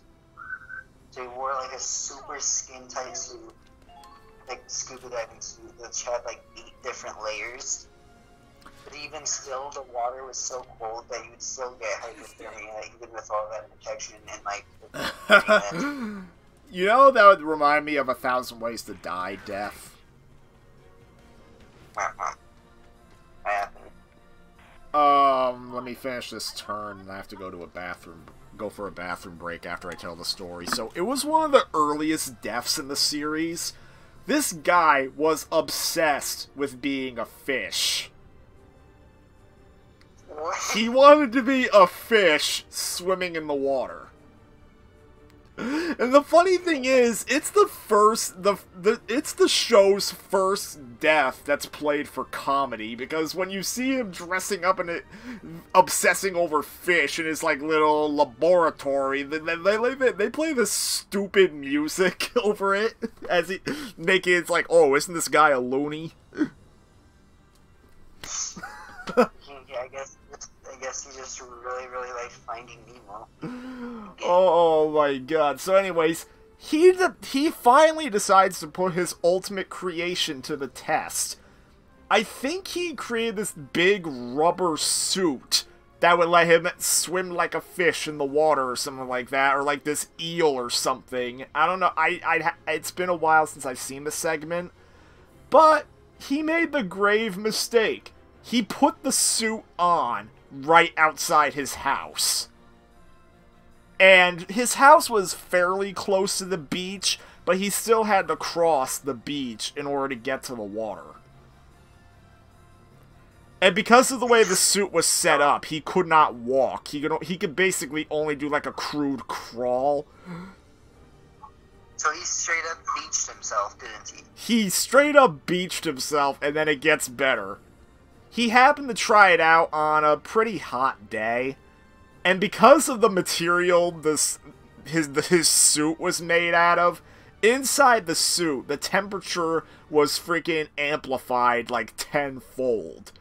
And freaking, he quickly suffered from heat stroke, and he died just before he reached the water. Oh, that's one of the dumbest things I've ever heard. It was the first death that was played for laughs on the show. Freaking, at least he gave the seagulls a snack. I guess. Yeah, now I gotta go to the bathroom, because I can't hear myself think right now. Hey.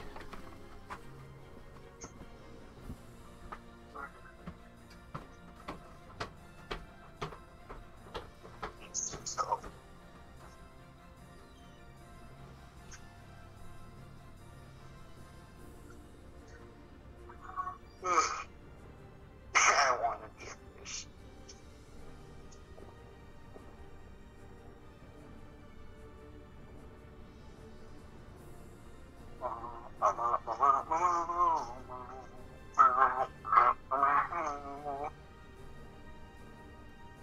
Yeah, sorry, stream chat. I don't really have much to say. Well, Shnick is gone, but he should be here any second now. For anyone rewatching the VOD, Adam's Beans. There you go. That's all you need to know.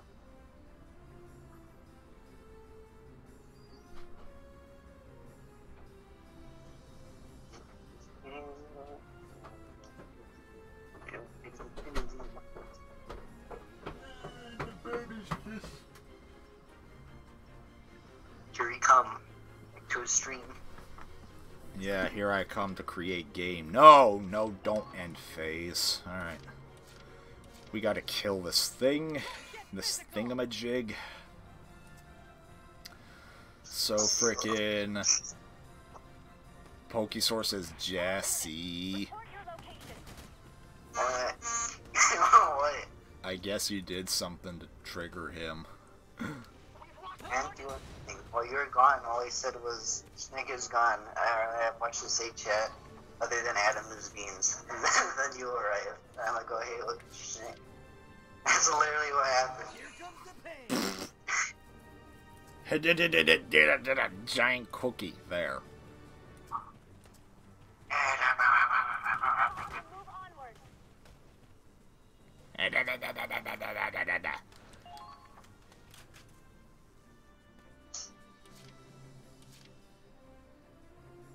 Yeah, let's end my phase. That way I have extra points for next turn.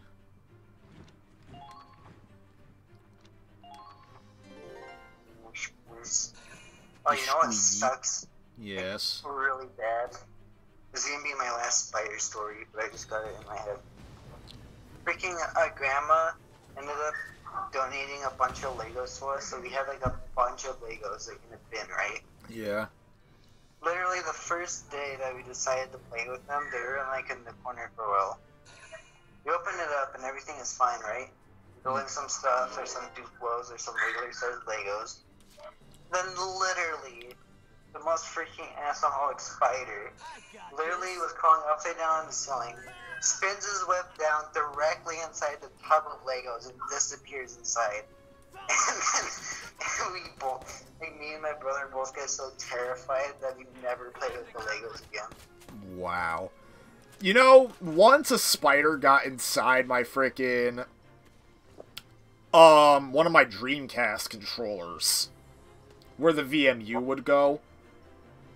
Oh no, that sounds horrifying to have a spider in your controller. Yeah, and I thought it was dead at first, so I figured, you know, I'm just gonna scoop this dead body out, and then when I tried scooping it out, I find it's alive. Oh. Alright, now I can blow up this pillbox. Tried to say goodbye, spider, but he said goodbye, friend of Hagrid's. Goodbye? No, it's goodbye, friend of Hagrid.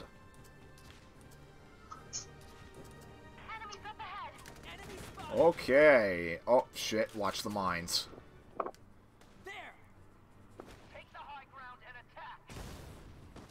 Come on, you could have died there.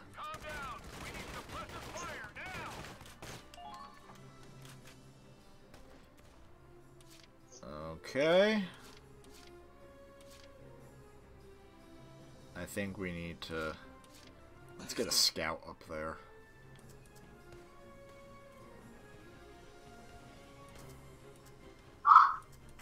Hello. Yo, bitch!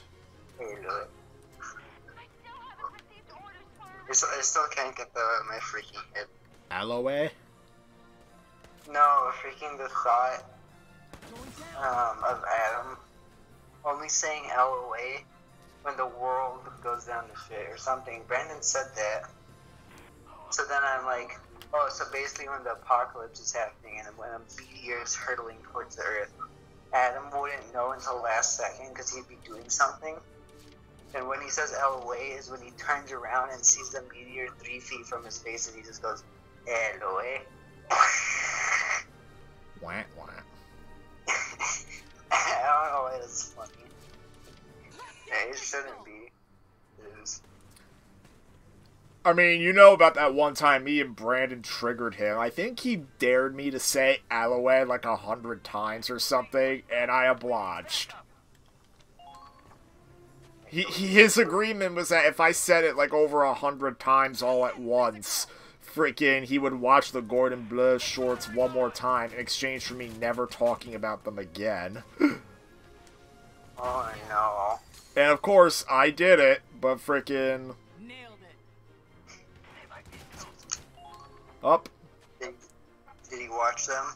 Yeah, like, specifically how it happened. I don't know, I don't remember if Brandon joined in, but the way, at my peak, I was going, Aloe, Aloe, Aloe, Aloe, Aloe, Aloe, Aloe, Aloe, Aloe, Aloe, Aloe, Aloe, Aloe, Aloe, Aloe, like that. And eventually it got too much for Adam, and at one point he just starts yelling, Stop! Stop! Stop! Stop! Fine! I'll watch it! Fortunately for him, that was not the end of the frog. It was not. Right. Oh, yeah, it was far from the end. Well, Avengers 4 Endgame Wolverine Hugh Jackman is wood. It's probably clickbait. Yeah, a lot of news articles are freaking clickbait. As a YouTube video, so. You can push them back? YouTubers try to be newsworthy. Whether that be through good memes, bad memes, or just angry. Gatling bunker. Wow. Really? I literally refreshed my homepage. First thing I see, Gordon Bleu worms. I'm not even joking. Wow. Mr. Chef Blug has infected your computer. It's been compromised. Oh. 4 meals anyone can make. Now it's recommending me a bunch of food stuff because I watched Gordon Ramsay. I guess I'm like, Oh. There's your food stuff there. the heck? Adam sent a clip of Breath of the Wild. What is Adam now in shed?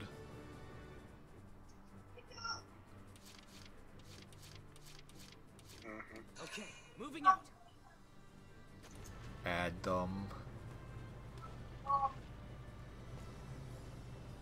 Oh,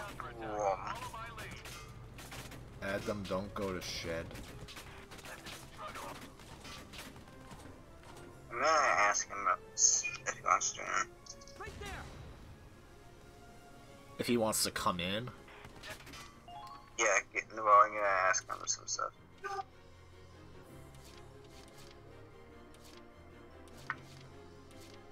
Let's see if I can get the engineer behind the tank without killing her. Go, go, go! Oh, shit.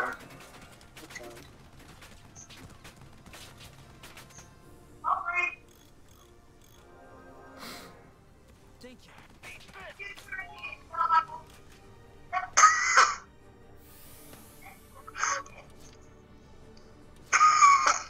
Gemma Pelle Golden Blug.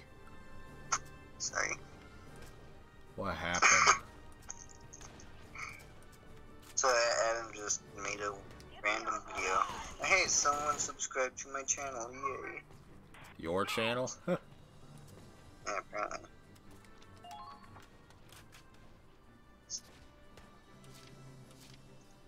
No, it sucks. I once got a message, someone had subscribed to your channel, then they immediately unsubscribed because they probably did it by accident. I'm just like, oh. Aw, Goodbye. fuck. Yeah. Goodbye forever, my poor friend. Oh, that... Frickin' she's not dead yet. I could save her, hopefully. She ain't dead yet. It's not over. Well, yeah, anytime a squad member gets down, you have a chance to go run and revive them, but if you don't revive them, they're dead for good. They can also be perma-killed if an enemy soldier runs over them, because running over an enemy soldier just pretty much finishes them off. That's a horrible way to die. Just walking in. Well, you can imagine, anytime you walk over a soldier, they just vanish from the map.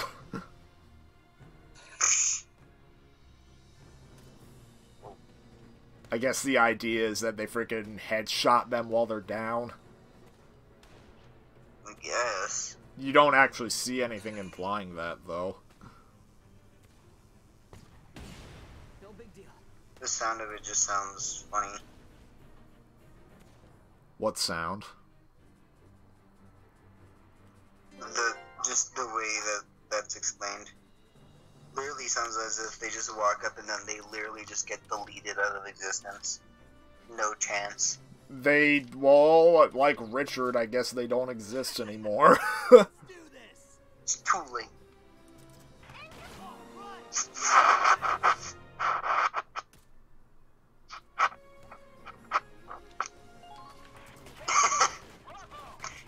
There's this stupid video I watched that I still get notifications for. What video may that be? You know the wrestler Pokemon Cat in Smash Ultimate? Yeah. Incineroar? Yeah. There's a video. Oh! Did you see what happened to that soldier? No, I wasn't in the stream. No. What happened? He sunk through the floor and then teleported back up. Oh my. When he went... Snake children in disguise. What's wrong? Try the egg children. The tread took some damage.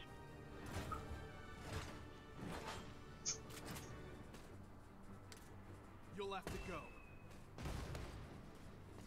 It says one shot to kill, and that wasn't one shot. One punch.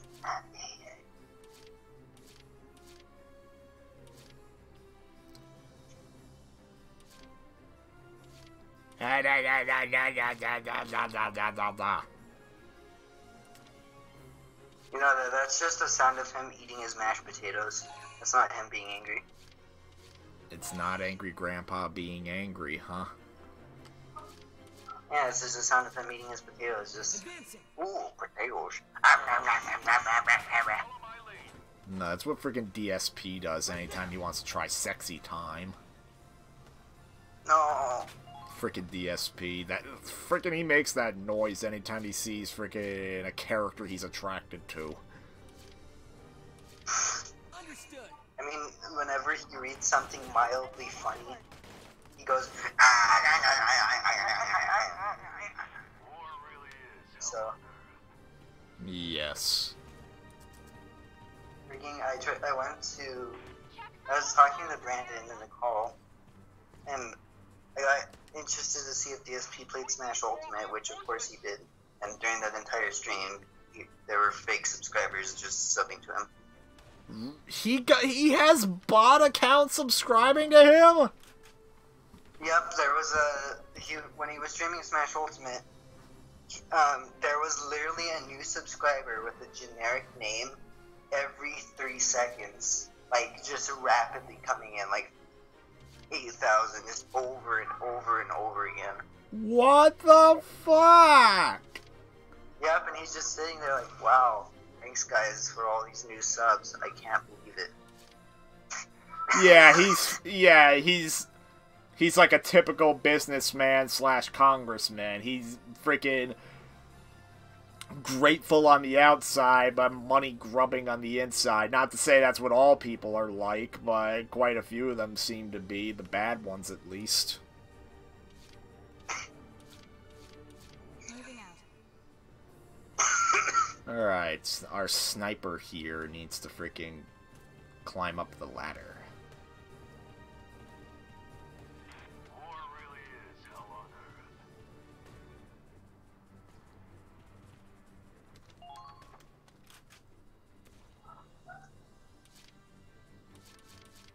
And I am going to save the rocket launcher woman. Medic! You're safe now. Hang in there. I can't lose another one. He would resort to fake subs, yeah. It's people like DSP that care more about numbers than they do the people. You know what's funny? There was a streamer who was playing Smash Ultimate, right? Yeah. And he was just playing online, and he ended up getting DSP inside of his game. And he was like, wait, is that the real DSP? Can someone go please check? And then they confirmed. And he was like, oh my god, I only have one mission in life currently.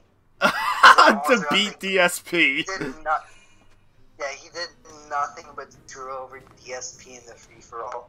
He trolled DSP? Yeah, he trolled DSP in the free-for-all. There's no audio of DSP, because I think DSP was just playing alone.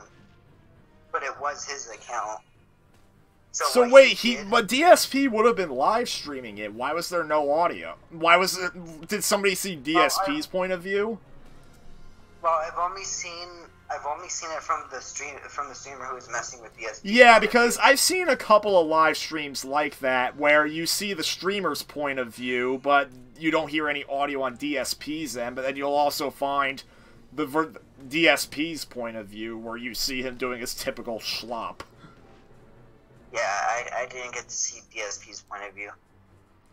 But what the one streamer did, he straight up, so one player gets eliminated. This is on Big Blue. And it's a... Yeah, DSP's not going to survive long on that map. On that stage. So then, one of the guys die, and then there's 3 left. And then everyone gets their last stock.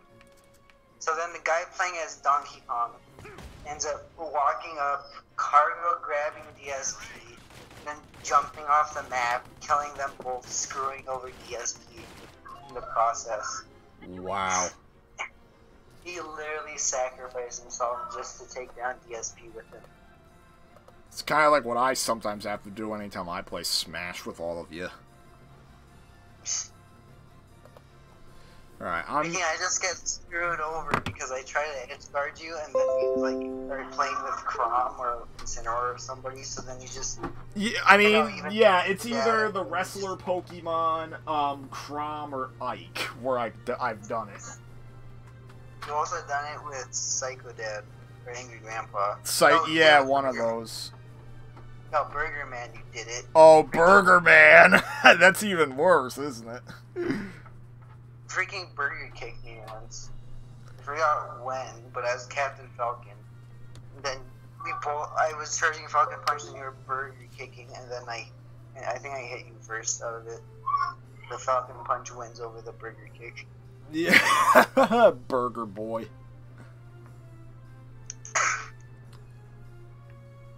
For some reason, I imagine Burger Man with the same voice as the freaking Rent guy from Spider-Man 2. That's the what guy from Spider-Man 2? The Rent guy. I'm not Oh, sure Rent! You know I told you before that the guy who says Rent all the time, frickin'... He played a Russian terrorist in the movie Air Force One. The same movie where Gary Oldman played the leader of the terrorists, and Gary Oldman's character was the inspiration for Makarov in Modern Warfare. Huh. Funny thing is, Gary Oldman would later appear in the Call of Duty games. You know who he played, right? I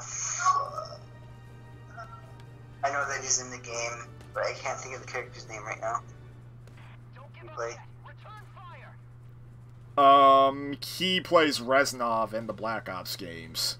Yeah, Reznov, good thing. You know who else he also plays? He plays a dragon called Ignitus in Spyro in the beginning. Yeah, I know that. Like, Legend of Spyro had a lot of celebrity voices.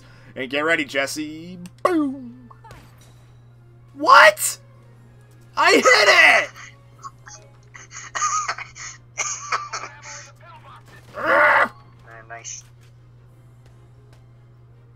Nice shot. Alright, I just did something stupid. I'm in the line of fire. I'm saving the game. Oh no. And if she dies, I'm reloading the save. Oh. Oh, she's okay. She's okay. Please. Yeah! Oh. Oh, that was close.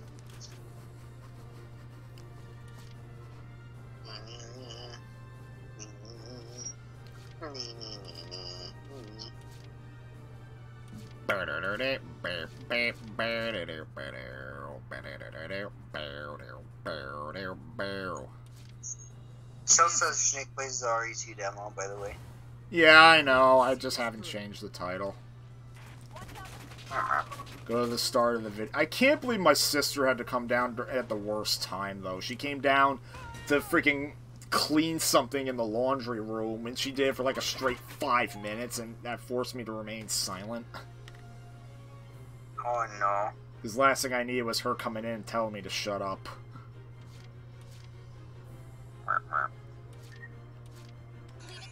News. Oh, it's not. I don't get why there's 3 new Super Mario Brothers games where the new logo is yellow. The first game, it's yellow. The second game for the DS, it's yellow, and then now New Super Mario Brothers U Deluxe, it's yellow for some reason. Well, it's like gold chrome, but like still.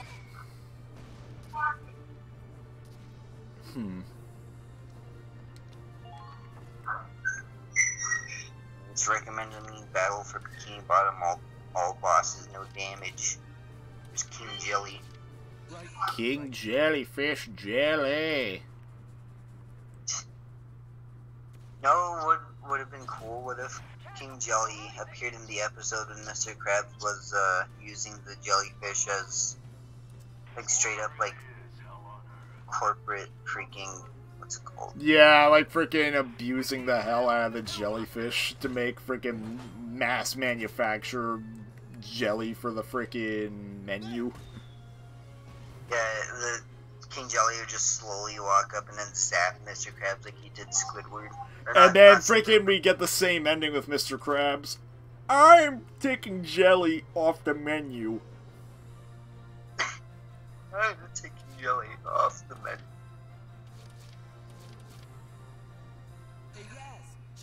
We can send our machine gunner down to investigate. Enemy spotted.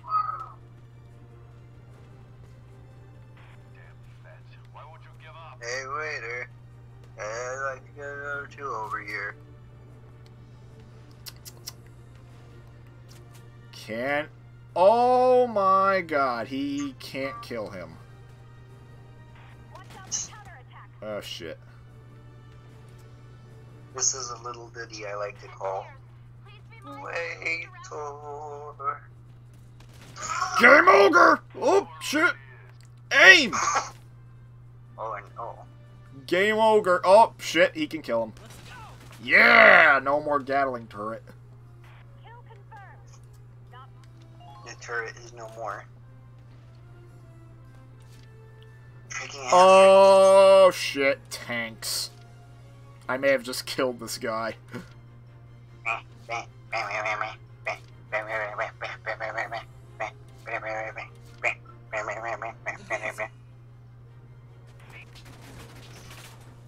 Okay, I'm gonna kill this freaking thing, the bunker.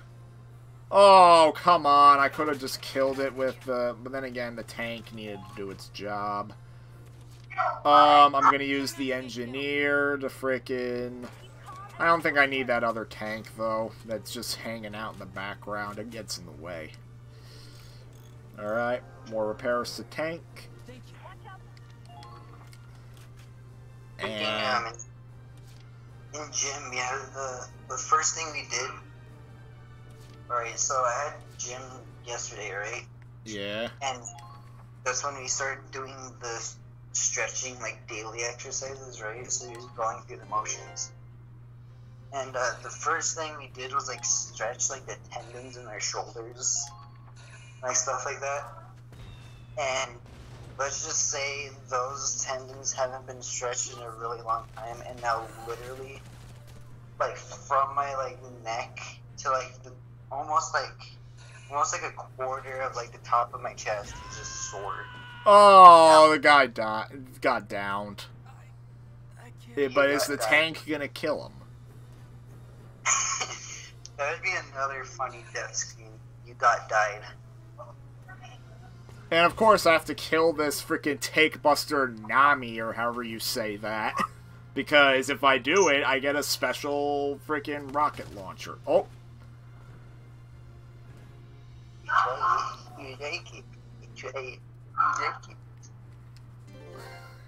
I already tried it and I like it, thank you. Frickin'. Okay. Put away your motor gun. Run down and save your machine gunner friend. There. Why have a machine gun when you could have a machine gun? What, like Gordon Bleu going mashy, mashy, mashy?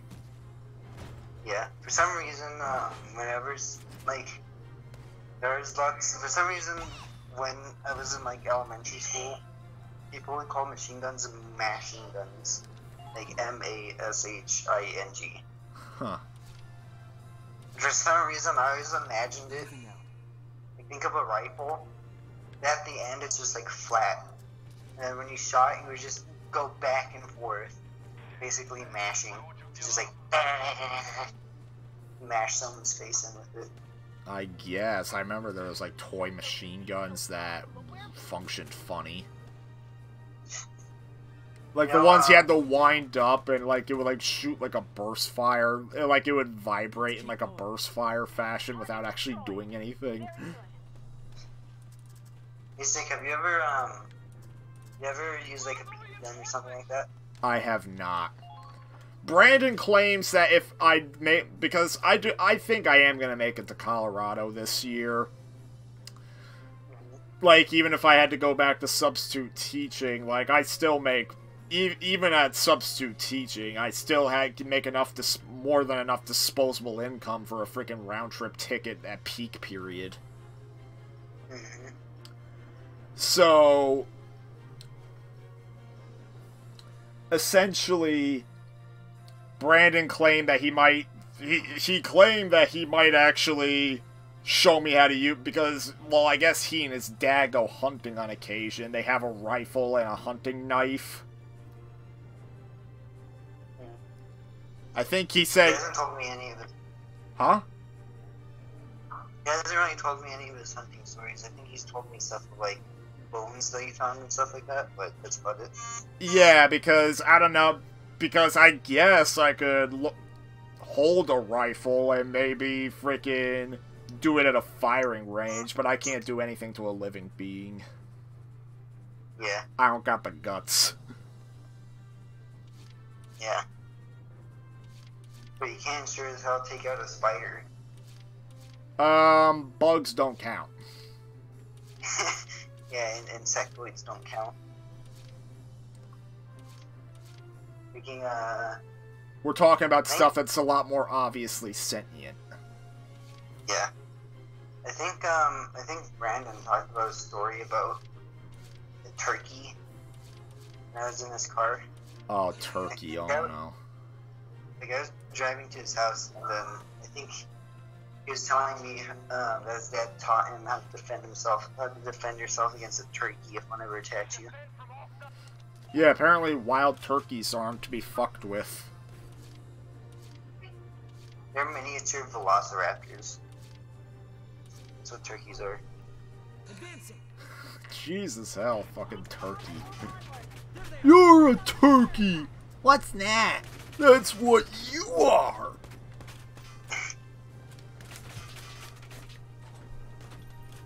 There, I freaking baited Rocket Lady, or Man.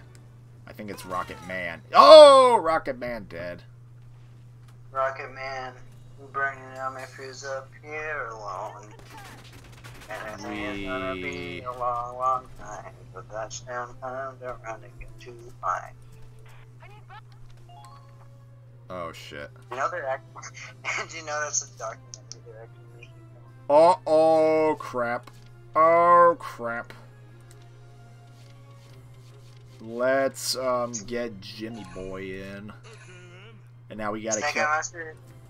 I'm not sure if you knew what I was talking about or seeing, but there's this musician called Elton John. I know Elton John, yeah. Yeah, they're making a documentary about him. Really? Same vein as Queen and all that. Their lead titled Rocket Man. Huh.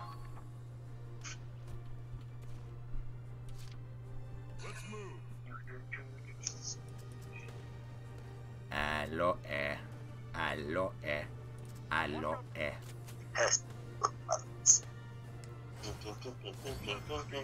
I think it was me saying Aloe that made Adam not come in here.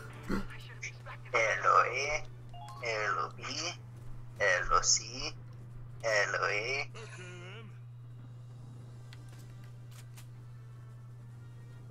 Imagine Gordon Bleu tried to teach the alphabet. Still just a rookie.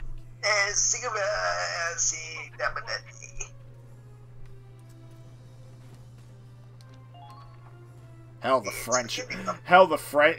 And the thing is, I think the character speaks a weird mishmash of English and French, and I can't really tell when he's speaking either, except for a few occasions. Yeah. He says spaghetti like twice in a worm's word. And he says worms several times in English. In fact, freaking, when he's like, "Boy, and the worm!" And then the worm spits at him, and he says, "A cheeky worm, eh?" Yeah, cheeky worm, eh?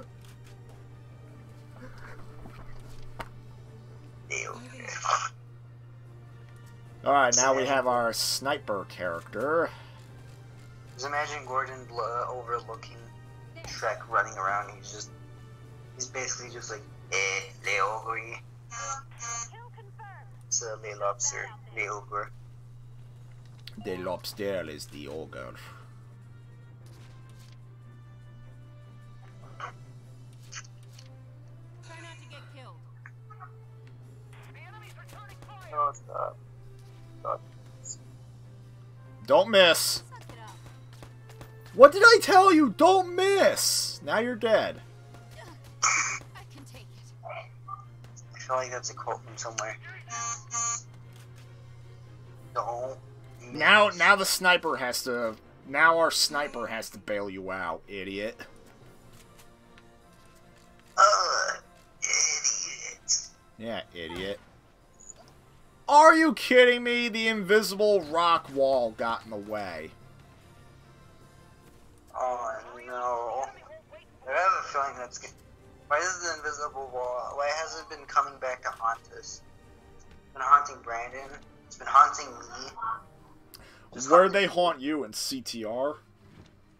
Yeah, in CTR, I was trying to get through some mushrooms and then just nowhere. Can't make jumps and they just bash into an invisible wall from being 1 pixel too low.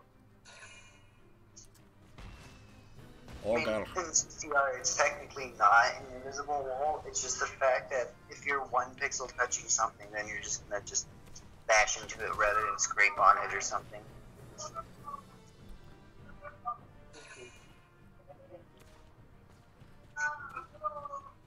That was the Shrek.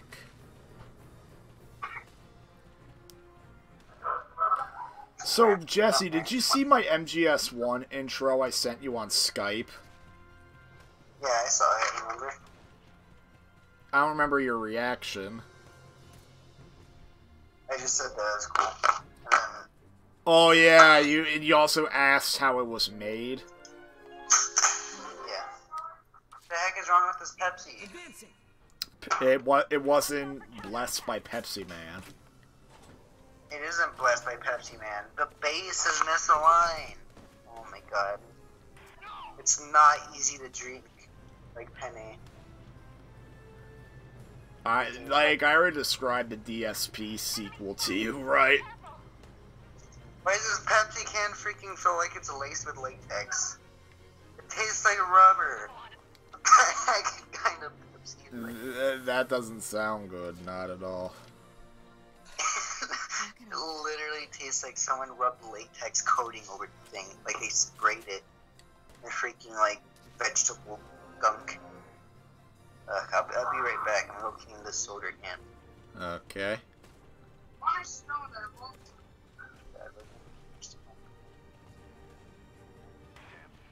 why won't you give up?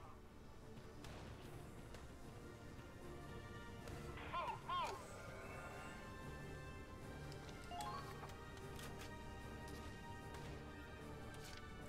All set.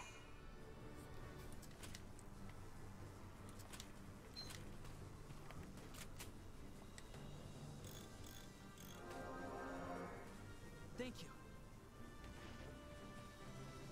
Found them. Enemy Be spotted. smart and stick to cover. Okay, we good. Get the flag. Suppression complete. I think I might end this after this stage is complete. This'll give us an edge.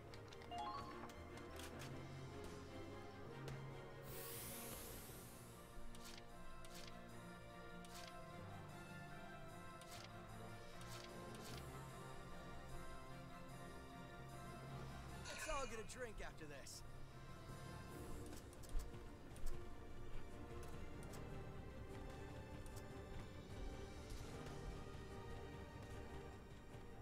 Fire! Fire!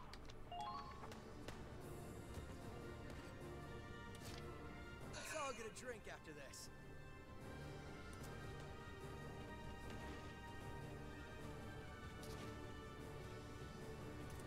Come on! How the heck do they mess up a soda can? Because layers.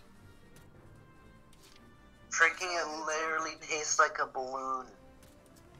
It literally tastes like when you put your lips up to a can. It's balloon flavored. Japan flavor. Don't touch me, I'm sterile.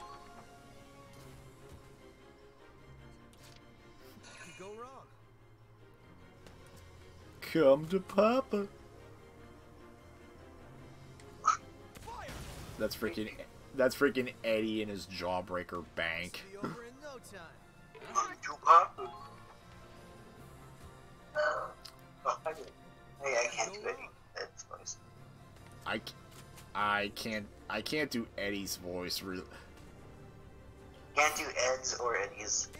I can't really do double. I think I can maybe do Eddie a little bit better. Like, the only way I can get Eddie down a little bit is through thinking of an introduction for him in Shitty RPG. This isn't really a spoiler because, well, everybody knows Eddie's already in Shitty RPG because he was in the original. Mm-hmm. And I was thinking of his introduction. He's basically like, "The name's Eddie, and welcome to Edsmart." Name's Eddie. Here comes the pain. But yeah, Shnick, speaking of Eds and scams, you could have watched the freaking DSP Smash Ultimate. Freaking DSP tries it, freaking Smash Ultimate. Oh, God. Because it literally is him sitting there, complaining about the game and getting constant subscribers from very suspicious names. Yup. Sounds like it. And him begging for them to subscribe so he can keep his house or something.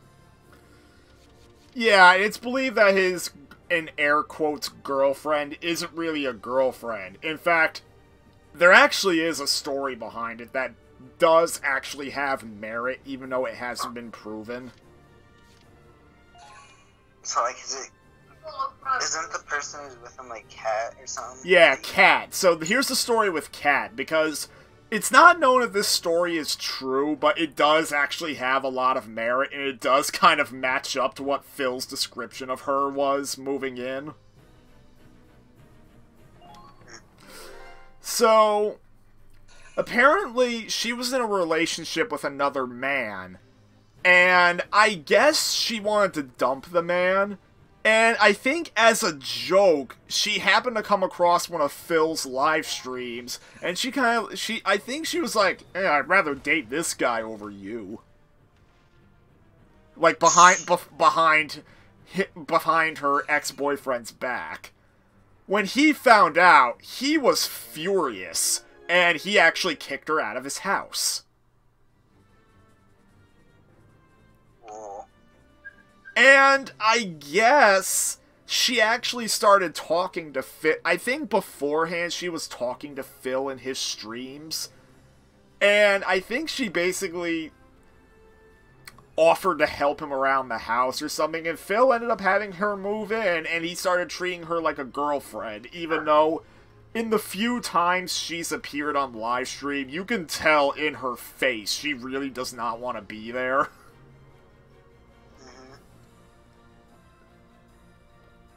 Like, pretty much the only reason she's there is basically because Phil opened his door to her and she has a place to stay. And in return, she does all the cleaning and cooking for him.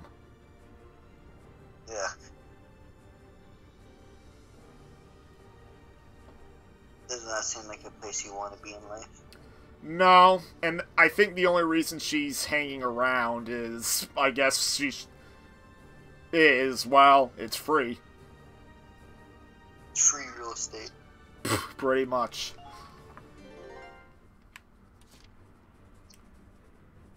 Supposedly the last time she was on stream was during the Halloween live stream. I forget what it is that happened. Apparently, Phil left to go do something. Like, he was mostly silent throughout the live stream because he just made it incredibly boring, and even you could see Kat struggling not to fall asleep. And then eventually, I think he leaves to go do something, and he doesn't come back for a long time. And Kat, she basically says, "You know what? Fuck this. I'm done." She leaves, And apparently Phil had a huge meltdown, blaming Almighty Tevin for chasing Cat away and chasing away his stream audience. When in reality, they all left because they were bored. Wow. Time for this. Classic Phil. It's everything else possible's fault rather than his. Yeah, it's everybody but himself. In fact, it's believed Phil suffers from narcissistic personality disorder, where literally his mind is incapable of accepting the fact that he can make mistakes. I got this. Got enemies here. Alright, can I get 2 birds with 1 stone? Follow my lead. Can I do it, Jesse? Perhaps. Yeah! Look at that! Well, Did you see that? I just noticed my dog's paw is very strange. He has 3 black claws, and then one of his claws are not claws, but like finger nails. 3 of them are black, but one of them is white. Huh. You know, one of the nails on one of my dog's legs, it's curled. Like, literally, it curls in a complete circle. Yeah, my older dog had a nail like that for a long time, but it ended up falling out. And the funny thing is, my dog, they cut that nail at my dog anytime my uncle took him to the groomers. But it stays in that curled position, and it just comes back. Yeah, it's very strange. My dog has that too, my older one. But see, the thing is, my older dog does not like to have his nails cut. Well, yeah, well the thing is, there's like, a major vein or artery or shit inside the nails, and if you cut it wrong, you could seriously hurt them. Yeah. Yeah. I think that's what happened, because my mom tried cutting the nails herself. Yeah, and it's recommended to take them to a groomer for the nails getting cut. Because they know how to do it properly. Yeah, she ended up, she didn't get an artery or anything, but like our dog kind of freaked out, and kind of nipped him on the toe, rather than like the nail or anything. Just a small bit. So then he freaked out, and then ever since that one singular incident from years ago, which didn't even hurt him that bad, he wasn't whining or anything, he just kind of got scared a bit. He completely hates nail trimming and all that. Wow. Like, if you touch his paws, he would literally growl at you. Wait. Shiny GameCube logo circle on the top of GameCube systems, you can take it out? Huh. Jesse, is that true? Who said that? Oh, Video Kid. Shiny GameCube logo. Like, it's where the disc tray is. Give me a second. Like, where the disc lid is. The black thing on top? Yeah, the black thing that has the GameCube logo on it. I've never tried. Probably could. Engineers, please be mindful of your surroundings. I don't want to risk anything. No, I've only had a GameCube for a little while, like an actual GameCube. You never like had one as a kid? No, I had one as a kid, but only as a kid. What? What happened to it? Did it get traded or given away, or did you lose it? I think you may have told a story like that before, but I need to just be refreshed. I think we just left it at our old house that we moved away from. Oh. And then my uncle moved in. Now he has a GameCube, so. He's gonna make a YouTube video if I don't. It only works on a certain model. Ah, okay. So on the Platinum GameCube, from what I'm guessing. He says DOL 001. So the very first model, Dolphin version 01. That's what DOL stands for. What the fuck? That's what the namesake of the Dolphin emulator is? You do realize that the Nintendo GameCube, its codename's Nintendo Dolphin. That's its code name. Wow. Kind of like, I think that's why that's actually the reason why the PS1 and 2 emulators have, like, PSX in their name, because that was a code name for the PS1 during its development, and people just adopted it as an official freaking nickname for the PS1. You know, I know all the nicknames for all the consoles, well, almost all of them. The Wii was Revolution. The Wii U had 2 nicknames.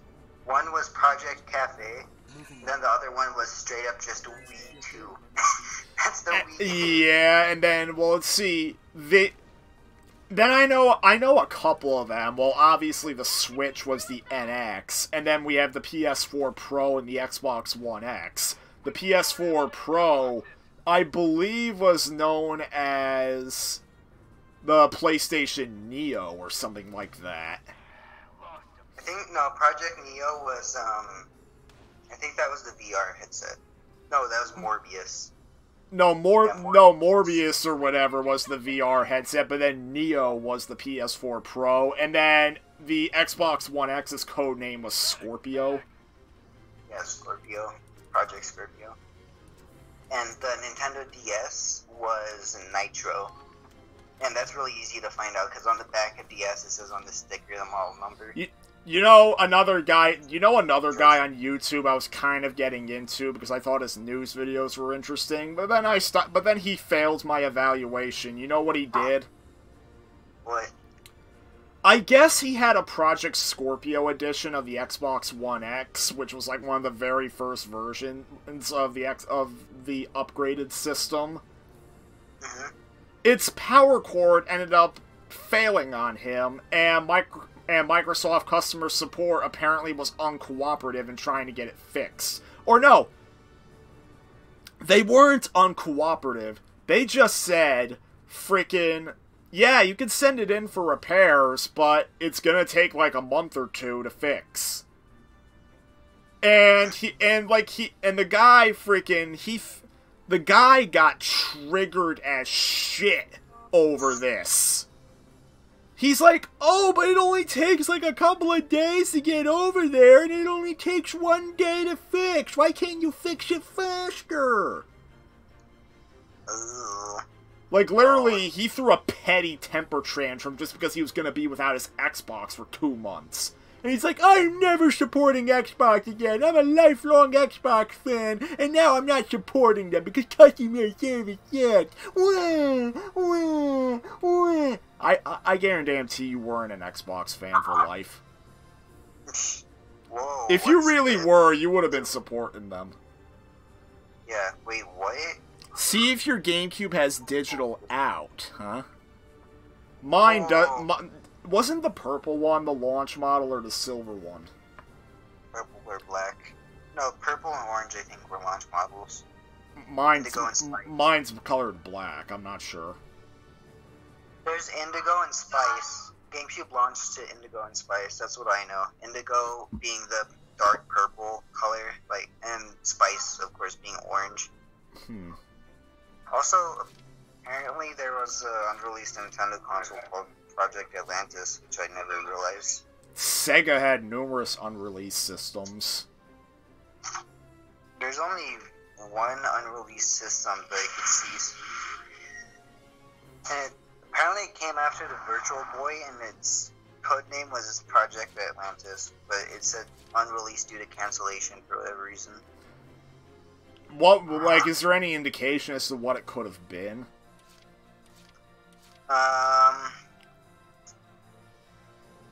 It just says that it was planned in 1996, which is around the Game Boy Pocket, so it had to be something different from the Game Boy Pocket.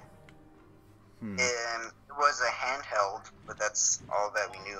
It was handheld, called Project Atlantis, and got... Maybe it was the original idea of the Game Boy, of a Game Boy successor until it eventually turned into what became the Game Boy Color.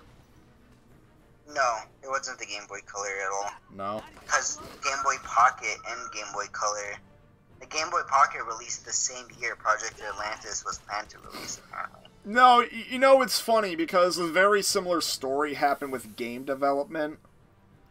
Oh, according to Video Kid, only the purple one is the model that he's talking about. Oh, right.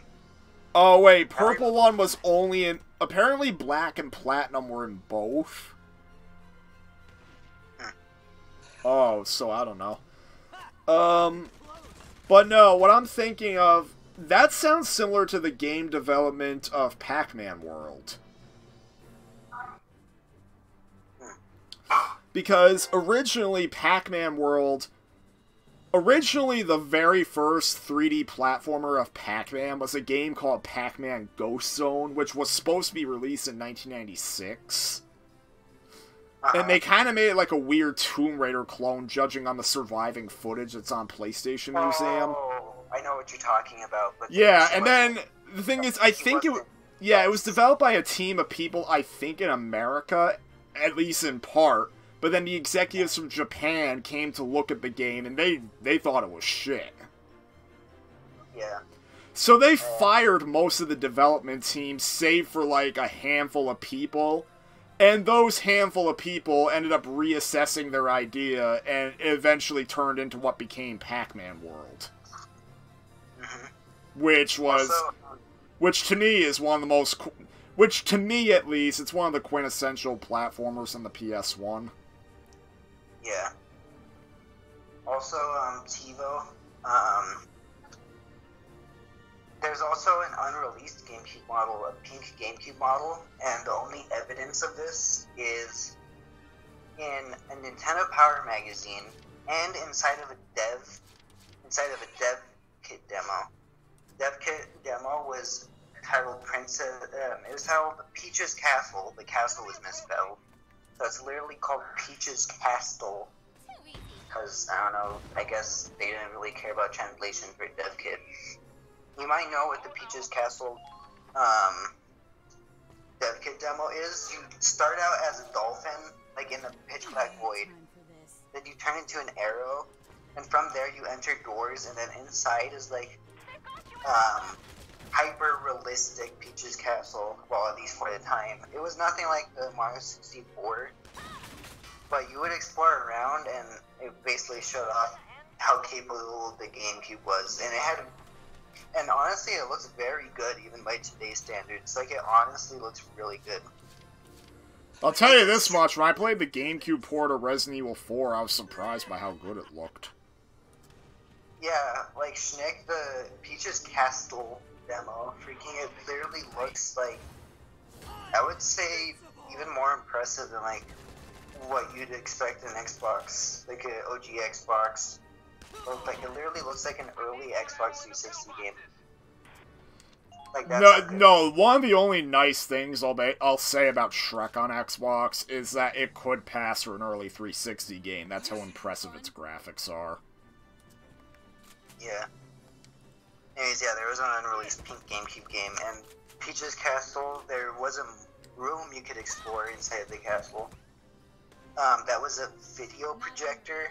I don't know what they were trying to show off, I guess advanced lighting inside the theater. But on the theater screen, it showed the 5 GameCube models, black, platinum, indigo spice, and of course pink, but the pink one never officially released. Zips all have their backs to us.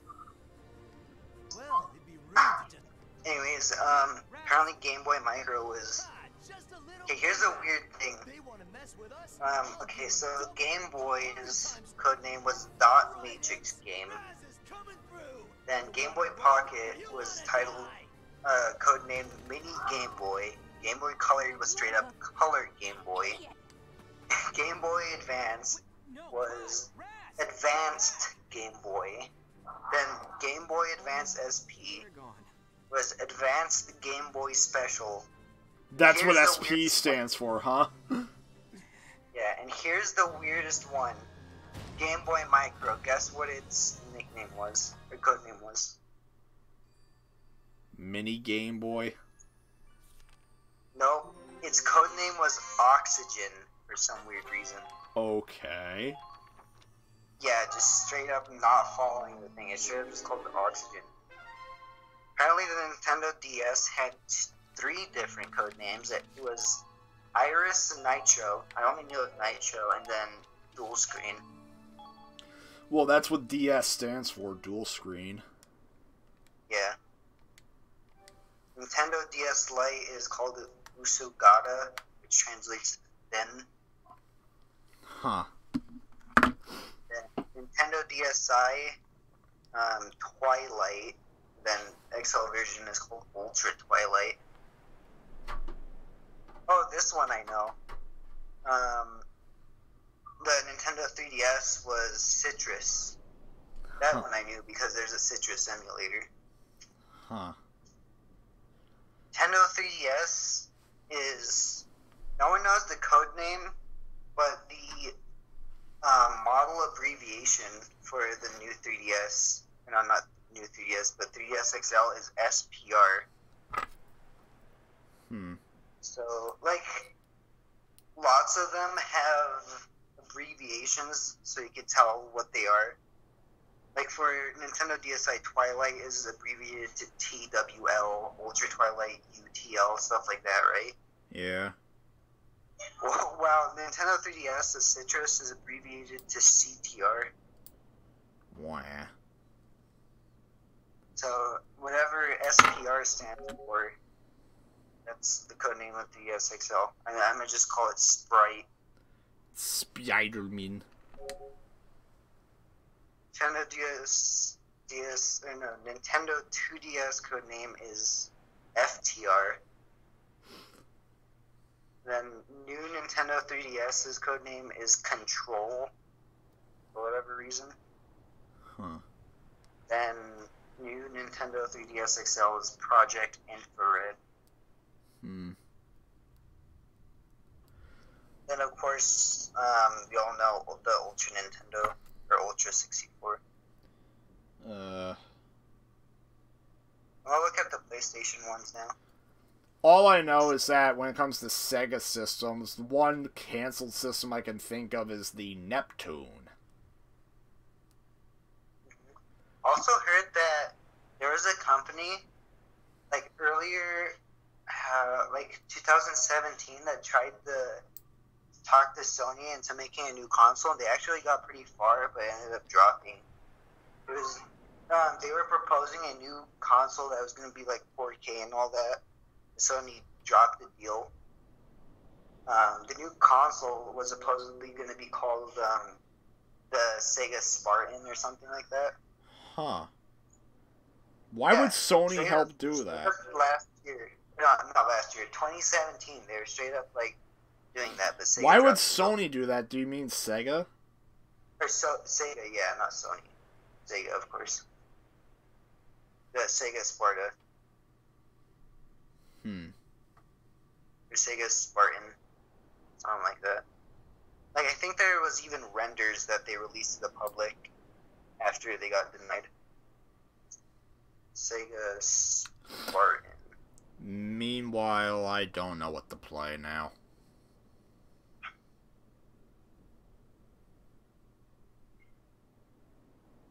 The Spartan console is a proposed current generation console for Sega. Wait, what? Is this still going?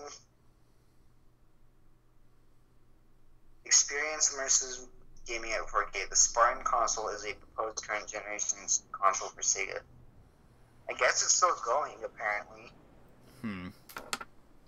Subscribe for exclusive news on the upcoming Spartan console.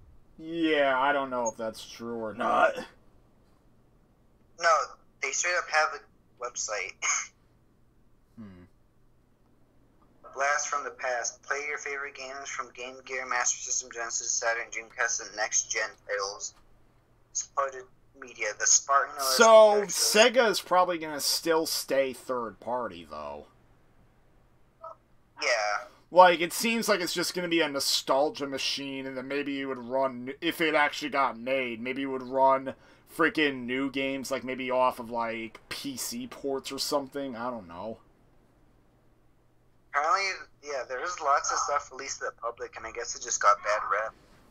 Like, looking through this, it seems like lots of people give them bad rep. Sega ta Senshiro. Meanwhile, I still don't know what game to play. Shnick. What?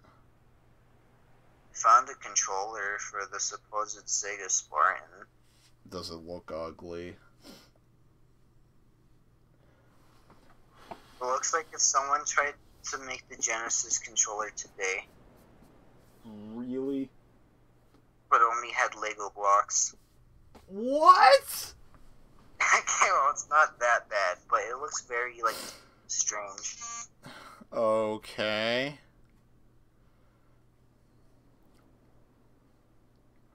If that thing actually got made, it should play Genesis, Sega CD, Saturn, and Dreamcast games. Yeah. The thumbsticks look strange, though. Something, like, they don't look risen up at all. Huh. The D-pad also looks like a mini steering wheel. I don't know. Have you looked in the mirror lately? What? Frickin' hell.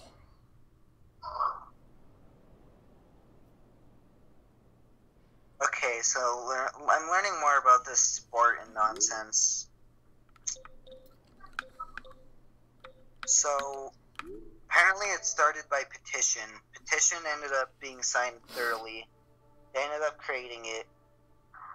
Now they're in the phase of making it and all that. It's a stone, Luigi. You didn't make it.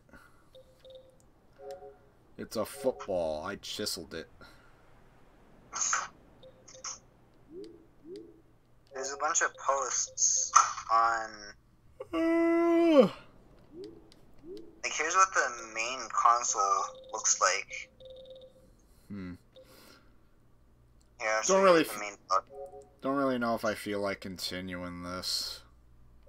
Yeah, you could quit if you want. Yeah, I think I'm quitting. Bye-bye.